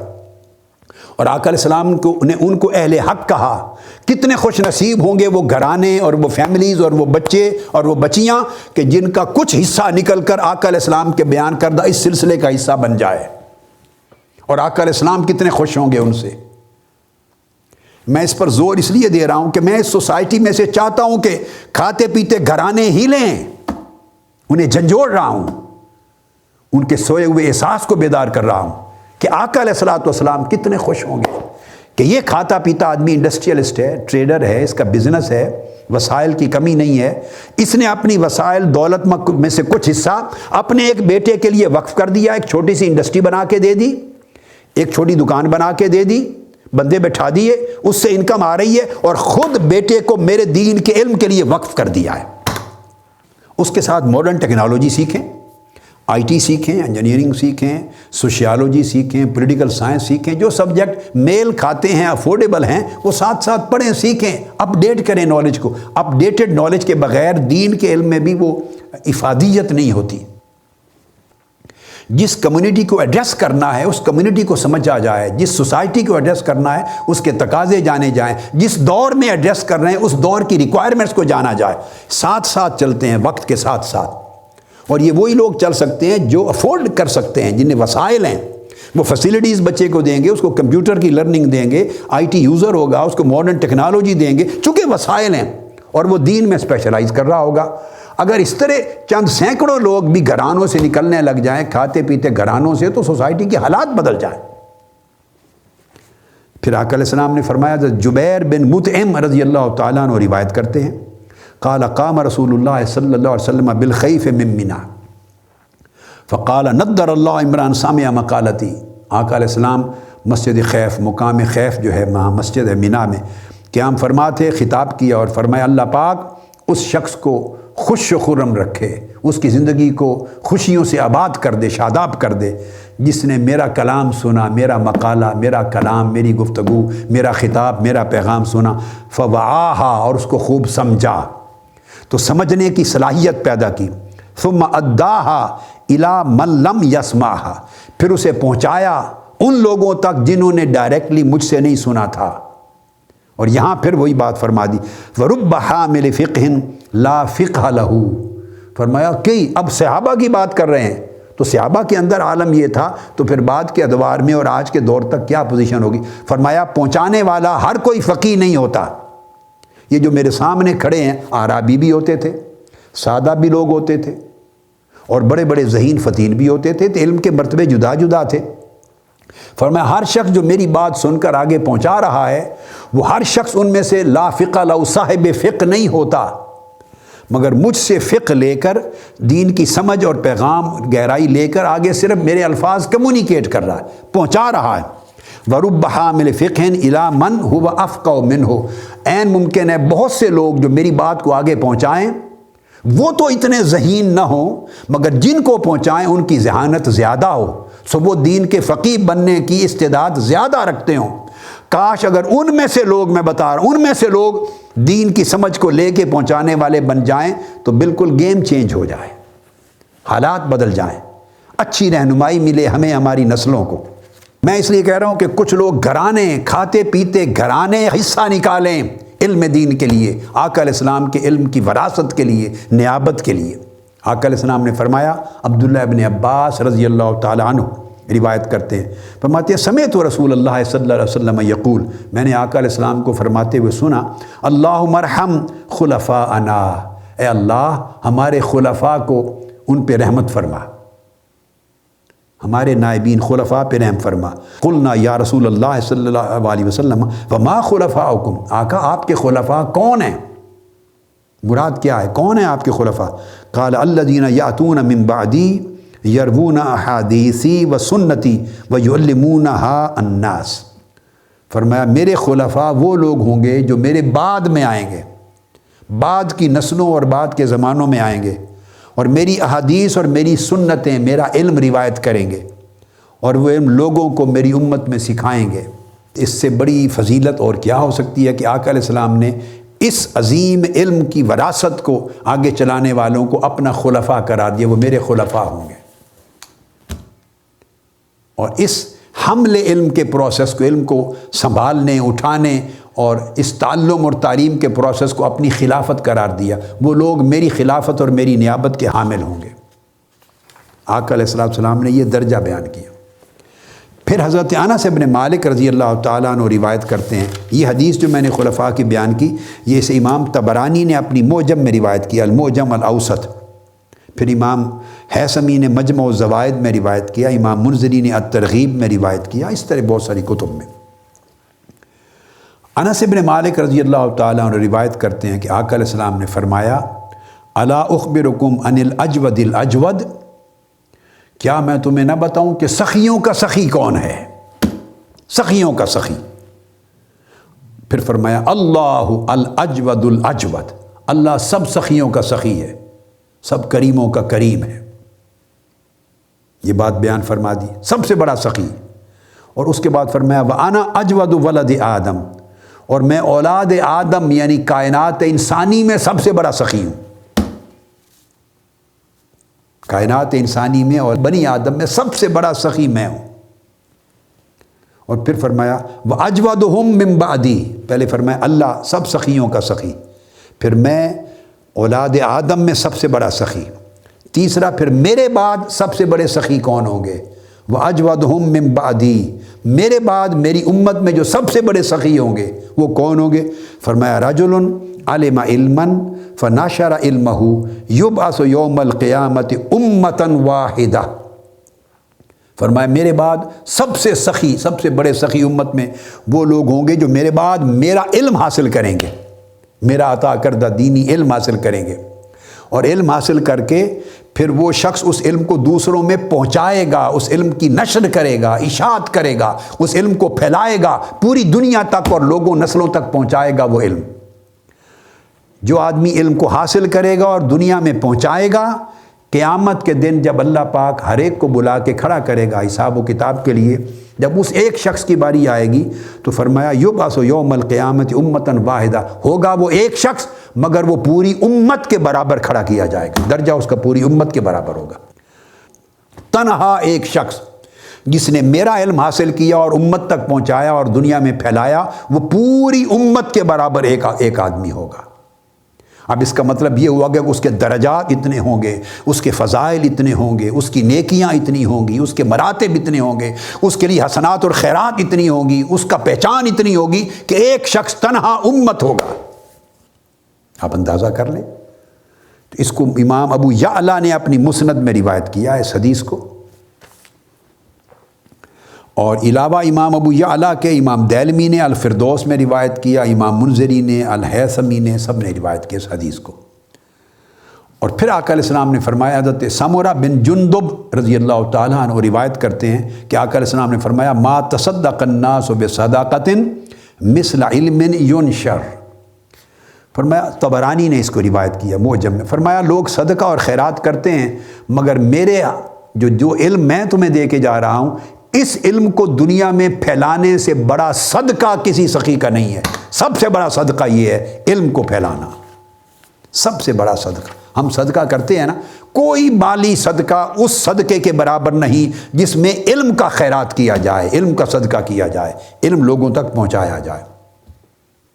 اور پھر حضرت عبداللہ ابن عباس رضی اللہ تعالیٰ عنہ نے بھی روایت کیا، آقا علیہ السلام سے فرمایا قال رسول اللہ صلی اللہ علیہ وآلہ وسلم نعم العطیۃ کلمۃ حق تسمعها ثم تحملها الى اخ لک مسلم فتعلمها ایاہ۔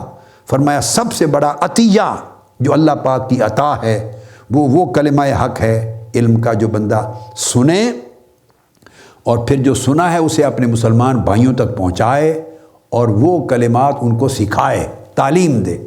فرمایا یہ اللہ کا سب سے بڑا عطیہ بھی ہے اور سب سے بڑا صدقہ بھی ہے، سب سے بڑی خیرات بھی ہے، اور ایسا کرنے والا تنہا ایک شخص پوری امت کے برابر ہے۔ اب اس وجہ سے آقا علیہ السلام نے بہت ساری فضیلتیں اس کی بیان کی۔ ان میں حضرت عبد الرحمن بن عوف، چند کوٹ کرتا ہوں، حضرت عبداللہ بن عمر رضی اللہ تعالیٰ عنہ نے روایت کی آقا علیہ السلام سے، اور اس کو امام دار قطنی نے اپنے افراد میں روایت کیا اور کنز العمال میں بھی۔ عبداللہ بن عمر رضی اللہ تعالیٰ عنہ فرماتے ہیں مجلس فقہ خیر من عبادت 60 سنہ، کہ علم دین اور دین کی معرفت حاصل کرنے کی جو مجلس ہے، جو مجالس العلم ہم نے نام رکھا مجالس العلم، فرمایا ایک مجلس جس میں دین کی کامل معرفت نصیب ہو وہ 60 سال کی عبادت سے بھی زیادہ افضل ہے۔ پھر حضرت عبد الرحمن بن عوف رضی اللہ تعالیٰ عنہ سے مروی ہے، آقا علیہ السلام نے فرمایا یسیر الفقہ خیر من کثیر العبادہ، تھوڑی سی اگر فقہ فی الدین نصیب ہو جائے، دین کی کامل معرفت، تو کثیر عبادت سے افضل ہے۔ اور فضیلت میں بھی فرمایا کہ 1000 عبادت گزاروں پر ایک فقیہ افضل ہے۔ پہلی حدیث تھی اشد، زیادہ طاقتور ہے، اور حضرت انس رضی اللہ تعالیٰ عنہ کی روایت سے افضل بھی فرمایا، ایک 1000 عبادت گاروں پر درجہ بھی فضیلت میں زیادہ ہے۔ سیدنا علی المرتضیٰ کرم اللہ وجہ الکریم وہ روایت فرماتے ہیں العالم اعظم اجرا من الصائم القائم الغازی فی سبیل اللہ، دین کے علم کو حامل، اس کا حامل رکھنے والا، آگے پہنچانے والا، فرمایا پوری عمر دن کو روزے رکھنے والا، رات کو قیام کرنے والا اور میدانوں میں اللہ کے لیے جہاد کرنے والا، ان اشخاص سے زیادہ فضیلت اور درجے میں اعظم ہے جو شخص علم دین کا حامل اور مبلغ، آگے معلم ہے، آگے پہنچاتا ہے۔ اس لیے حضرت ابو ہریرہ اور ابو ذر رضی اللہ تعالیٰ عنہ نے فرمایا اسی وجہ سے ہم دین کے علم کے ایک باب کو سیکھنا 1000 رکعت نفل پڑھنے سے زیادہ محبوب سمجھتے تھے۔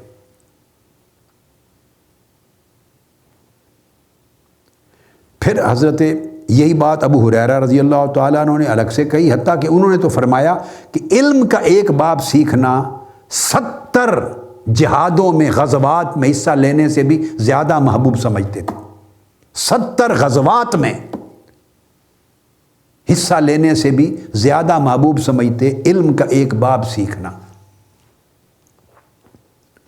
حضرت ابو الدرداء رضی اللہ تعالیٰ عنہ سے مروی، فرمایا مذاکرۃ العلم ساعۃ خیر من قیام لیلہ، ایک لمحہ علم کا مذاکرہ، علم کو سننا، علم کو بیان کرنا، آپس میں علم کا مذاکرہ کرنا، ایک لمحہ لوجہ اللہ، تاکہ آقا علیہ السلام کی دی ہوئی یہ وراثت اور خیرات کو سمجھا جائے اور اسے آگے صحیح طور پہ پہنچانے کے قابل بنا جائے۔ اس مذاکرہ پہ ایک ساعت، ایک لمحہ، ایک گھنٹہ گزارنا ساری رات کے قیام سے زیادہ افضل ہے۔ اور انہوں نے تو فرمایا، میں نے بتایا نا، 1000 رکعت نفلی رکعت سے افضل ہے۔ اور حضرت ابو ہریرہ نے فرمایا 70 غزوات میں شریک ہونے سے افضل ہے۔ حضرت مولا علی المرتضیٰ نے فرمایا ساری زندگی راتوں کا قیام کرنا اور دنوں کا روزہ رکھنا اس سے زیادہ افضل ہے۔ اب آپ دیکھتے چلے آئیے کہ کیا عالم ہے فضیلت کا۔ ہم اپنی اولاد کو یہ فضیلت کیوں نہیں دینا چاہتے، اپنی اولادوں کو۔ حضرت امام حسن بصری رضی اللہ تعالیٰ عنہ وہ فرماتے ہیں کہ اگر اللہ پاک ساری دنیا کا مال بھی مجھے دے دے اور میں اللہ کی راہ میں خیرات کر دوں، ساری دنیا کا مال اللہ کی راہ میں صدقہ کروں، خیرات کروں، تو فرمایا اس سے زیادہ محبوب ہے مجھے علم کا ایک باب سیکھ کر ایک مسلمان بھائی کو سکھا دوں۔ ساری دنیا کے مال و دولت کو خیرات کرنے سے زیادہ یہ عمل مجھے محبوب ہے کہ علم نبوی کا ایک باب سیکھ کر میں حضور کی امت کے لوگوں کو سکھا دوں۔ یہ امام حسن البصری رضی اللہ تعالیٰ عنہ نے اس کو فرمایا۔ پھر اسی طرح حضرت یحییٰ بن ابی کثیر روایت کرتے ہیں، یہ بھی جلیل القدر تابعی تھے امام حسن بصری کی طرح۔ حضرت انس، حضرت جابر بن عبداللہ، ابو امامہ ان سے روایت کرتے تھے، تو وہ بیان کرتے ہیں حضرت یحییٰ بن کثیر کہ دراست العلم صلاۃ، علم دین پڑھنا پڑھانا یہ خود نماز ہے۔ علم دین پڑھنا نماز ہے۔ کون سی؟ نفلی نماز۔ یہ فرضی نماز کا بدل نہیں بن سکتا، وہ نہیں چھوٹ سکتی کہ کہیں سمجھیں چلو جی آج کے بعد ہم پڑھنا نماز پڑھ رہے ہیں، یہ نہیں ہے۔ یہ نفلی نماز اس سے مراد ہے، صلاۃ النافلہ۔ اور پھر حضرت سفیان الثوری رضی اللہ تعالیٰ عنہ بیان کرتے ہیں، اور حضرت امام شافعی رضی اللہ تعالیٰ عنہ فرماتے ہیں لیس شیء بعد الفرائض افضل من طلب العلم، دین کا علم سیکھنے سے زیادہ افضل فرائض کے بعد کوئی اور شے کائنات میں افضل نہیں ہے۔ فرائض کے بعد علم حاصل کرنے سے زیادہ افضل کوئی شے نہیں۔ امام احمد بن حنبل رضی اللہ تعالیٰ عنہ، آپ سے پوچھا گیا کہ آپ کو کون سی چیز زیادہ محبوب ہے، ساری رات بیٹھ کر علم حاصل کرنا اور لکھنا، تصنیف کرنا تاکہ امت تک علم پہنچے، علم حاصل کرنا اور علم آگے پہنچانے کی کاوش کرنا، رات بھر جاگ کر یہ کرنا، یا ساری رات مصلی پر کھڑے ہو کے نوافل پڑھنا؟ اگر دو آپشن دی جائیں تو آپ کون سی اڈاپٹ کریں گے؟ فرمایا دین سیکھ کر سکھانے کا عمل ساری رات کھڑے ہو کر نفل پڑھنے سے زیادہ محبوب ہے۔ علم کے پروسیس میں مشغول ہونا، کیونکہ آقا علیہ السلام کی وراثت کو محفوظ کرنے کی جد و جہد ہے جو آقا علیہ السلام امت کے لیے دے گئے، اور جس کے ذریعے امت کی رہنمائی ہوگی، امت کو روشنی ملے گی، اس کی حفاظت کی جد و جہد ہے۔ تو فرمایا کہ یہ مجھے زیادہ محبوب ہے۔ اور اسی طرح حضرت سعید بن مسیب رضی اللہ تعالیٰ عنہ جلیل القدر تابعی ہیں، اور وہ فرماتے ہیں کہ جو نفلی عبادت، روزہ رکھنا اتنی بڑی عبادت نہیں، نفلی نماز نفل پڑھنا اتنی بڑی عبادت نہیں جتنا دین کی فقہ حاصل کرنا اور اس کو آگے پہنچانا، جتنی بڑی یہ عبادت ہے۔ اور حضرت اسحاق بن عبداللہ بن ابی فروا وہ بیان کرتے ہیں کہ جنت میں بھی اور قیامت کے دن بھی درجہ نبوت کے قریب ترین جو لوگ ہوں گے وہ آقا علیہ السلام کے علم نبوت کے حامل لوگ ہوں گے۔ اقرب الناس من درجۃ النبوہ اہل العلم، درجہ نبوت کے قریب ترین ان لوگوں کو چھوڑا جائے گا، بٹھایا جائے گا، ٹھہرایا جائے گا، کھڑا کیا جائے گا جو صاحبان علم نبوی ہوں گے، جو آقا علیہ السلام کے عطا کردہ علم کے حامل ہوں گے۔ اور حضرت سہل بن عبداللہ التستری وہ فرماتے ہیں من اراد النظر الی مجالس الانبیاء فلینظر الی مجالس العلماء، جو چاہے کہ میں انبیاء کی مجالس کا نظارہ کروں، دیکھوں کہ انبیاء نے امتوں کو کس طرح راہ راست پہ لگایا، ان پر کیسے محنت کی، مجالس انبیاء کو دیکھوں، تو آپ نے فرمایا کہ اسے چاہیے کہ مجالس علماء کو دیکھے، ان کا نظارہ کرے۔ اور یہاں علماء ربانیین ہیں، علماء صالحین ہیں، علماء عاملین ہیں، جن کا ذکر ہم مسلسل کرتے چلے آئے ہیں۔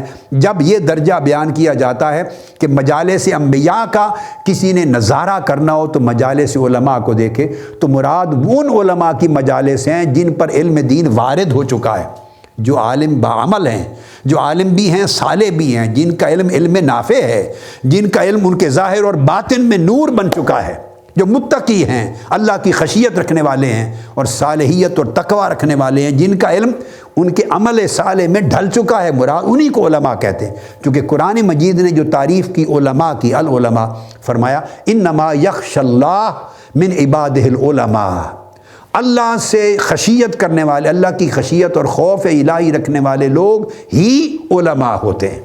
تو علماء کی تعریف ہی یہ ہے، وہ شخص عالم نہیں ہے، عالم کہلانے کا حقدار نہیں ہے جس کا دل خشیت الہی سے لبریز نہیں، جس کے دل میں خوف الہی نہیں، جس کے دل میں اللہ کا تقوی نہیں، جس کے دل میں پرہیزگاری نہیں ہے، وہ شخص عالم کہلانے کا بھی حقدار نہیں۔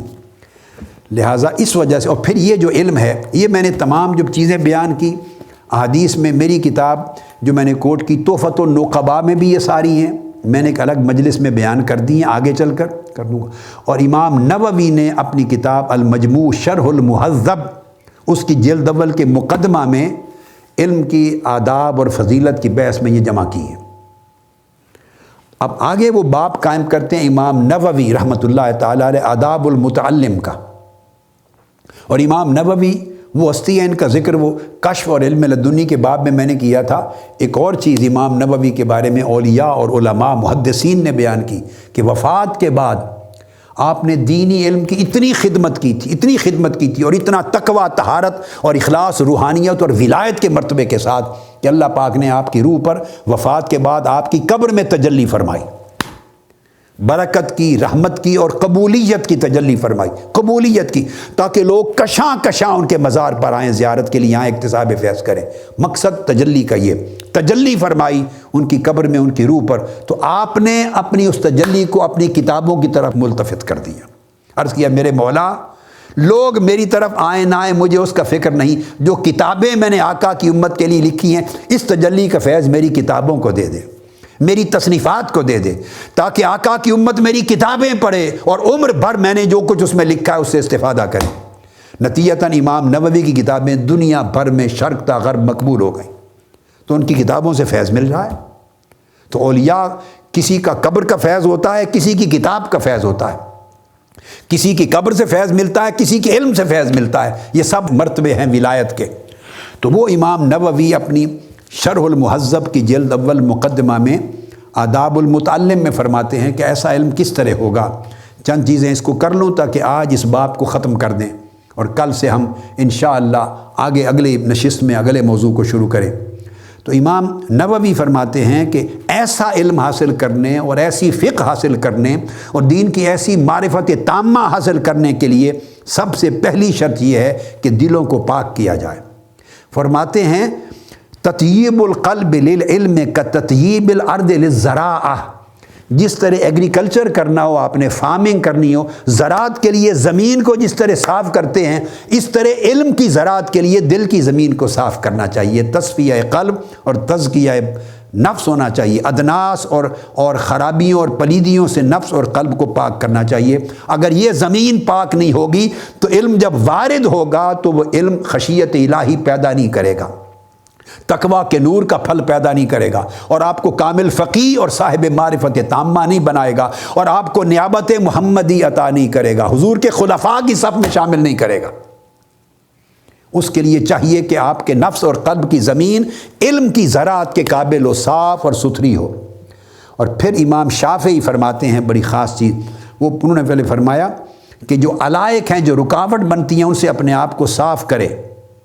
وَيَرْضَى بِالْيَسِيرِ مِنَ الْقُوتِ وَيَصْبِرْ عَلَى ضِيقِ الْعَيْشِ، فرمایا اگر دین کے علم کی خیرات کو حاصل کرنی ہے تو تھوڑا کھانے کو ملے تو اس سے بھی راضی ہو، اور زندگی میں اگر فراخی وسائل کی نہ بھی ہو تو تب بھی راضی ہو کہ علم دین بہت بڑی دولت ہے۔ تو قناعت کرنی پڑتی ہے، توکل کرنا پڑتا ہے۔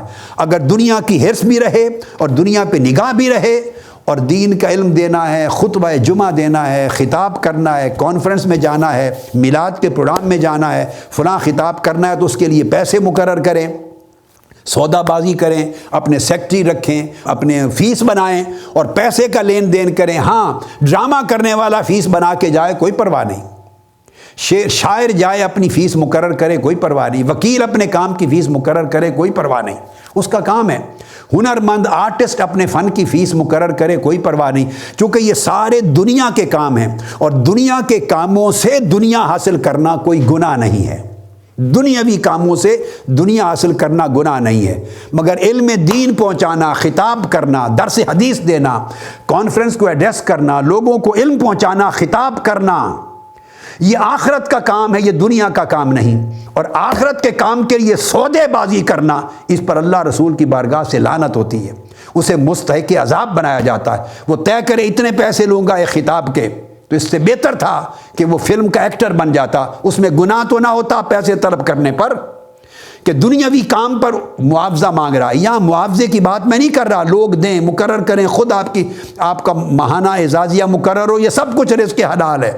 میں حرص کی بات، طلب کی، مطالبے کی بات کر رہا ہوں۔ آج وہ زمانہ آ گیا کہ کوئی بلائے تو جمعے کے خطبے کے لیے کہتے ہیں اتنے پیسے لوں گا، خطاب کے اتنے پیسے لوں گا، تقریر کے لیے اتنے $1000 لوں گا۔ باہر آتے ہیں لوگ، موسموں میں ڈالر فکس کرتے ہیں۔ کسی صاحب نے کہہ دیا، مولوی صاحب اگر میں جمعے پر آپ کو ہم نہ بلائیں تو جمعہ تو ویسے بھی پڑھنا ہے نا آپ نے، اگر آدھا گھنٹہ خطاب کر دیں تو کیا آپ کا نقصان ہو جائے گا؟ کہتے نہیں $1000 لیتا ہوں، $2000 لیتا ہوں، $5000 لوں گا۔ ہم آتے ہی پاؤنڈز اور ڈالرز کے لیے ہیں۔ تو جو آدمی آخرت کا کام کرے اور آخرت کے کام کے عوض دنیا طلب کرے، اس کا علم اس پر لعنت بھیجتا ہے، اس کی آواز سے برکت اٹھ جاتی ہے، اس کی عزت نہیں رہتی۔ پھر تکریم کون کرے گا؟ نہ دنیا میں عزت و تکریم، نہ آخرت میں عزت و تکریم۔ ایسے لوگ پھر دھکے کھاتے رہتے ہیں، لوگ گالیاں دیتے ہیں اور وہ عبرت کا نشان بنتے ہیں۔ ان کو کوئی آئیڈیل نہیں سمجھتا، ان کے طرز عمل کی کوئی پیروی نہیں کرتا۔ ہاں، اگر اللہ کے دین کے لیے ایسے وقف ہو جاؤ کہ خدمت دین کرو سنت مصطفیٰ سمجھ کر، آقا علیہ السلام کی سنت سمجھ کر، کہ آقا نے فرمایا قل لا اسألکم علیہ اجرا، میں اللہ کا دین تم تک پہنچا رہا ہوں، آخرت کا سودا تمہیں دے رہا ہوں، شرک کی ظلمتوں سے نکال کر ایمان کا نور دے رہا ہوں، تمہیں بھلائی کا راستہ بتا رہا ہوں، اور اس پر میں کوئی اجرت نہیں لیتا، کوئی معاوضہ نہیں لیتا۔ تو جس طرح اللہ پر میرا اجر ہے آخرت پر، تو دین کا کام کرنے والے ہمیشہ سنت محمدی پر رہیں۔ یہ میری نصیحت ہے تمام علماء کو، اساتذہ کو، مبلغین کو، داعیان امت کو، میرے طلباء کو، بیٹوں کو، بچوں کو، جو دین کا کام کریں، خدا کے لیے عمر بھر دین کے کام کو سوداگری نہ بنانا۔ جس کا تعلق ہے میری ذات سے، منہاج القرآن سے، میری تعلیمات سے، جو مجھے پڑھتا ہے، مجھے سنتا ہے، مجھ سے سیکھتا ہے، ٹوٹا پھوٹا میری بات مانتا ہے، اس کو میں واسطہ دیتا ہوں اس تعلق کا کہ کبھی دین کو سوداگری نہ بنانا، دین کو آقا کی سنت سمجھ کر امت تک پہنچانا، اس میں نور ہوگا۔ دین کے عوض مال طلب نہ کرنا، دین کے عوض مال نہ مانگنا، اس کی فیسیں مقرر نہ کرنا، لوگوں کی جیبوں پہ نگاہ نہ رکھنا، اس مال و دولت دنیا پہ نگاہ نہ رکھنا، یہ ہیچ ہے۔ اللہ نے دین بڑی اونچی چیز آپ کو عطا کی ہے، دین کے برابر کوئی دولت نہیں، دین کے برابر کوئی عزت نہیں، علم دین کے برابر کوئی مرتبہ نہیں۔ آپ اونچی شے چھوڑ کر نیچے کی طرف جاتے ہیں، لوگ آپ کو نیچا بنا دیں گے، اور دنیا میں بھی عزت نہیں ہوگی اور آخرت میں بھی عزت نہیں ہوگی۔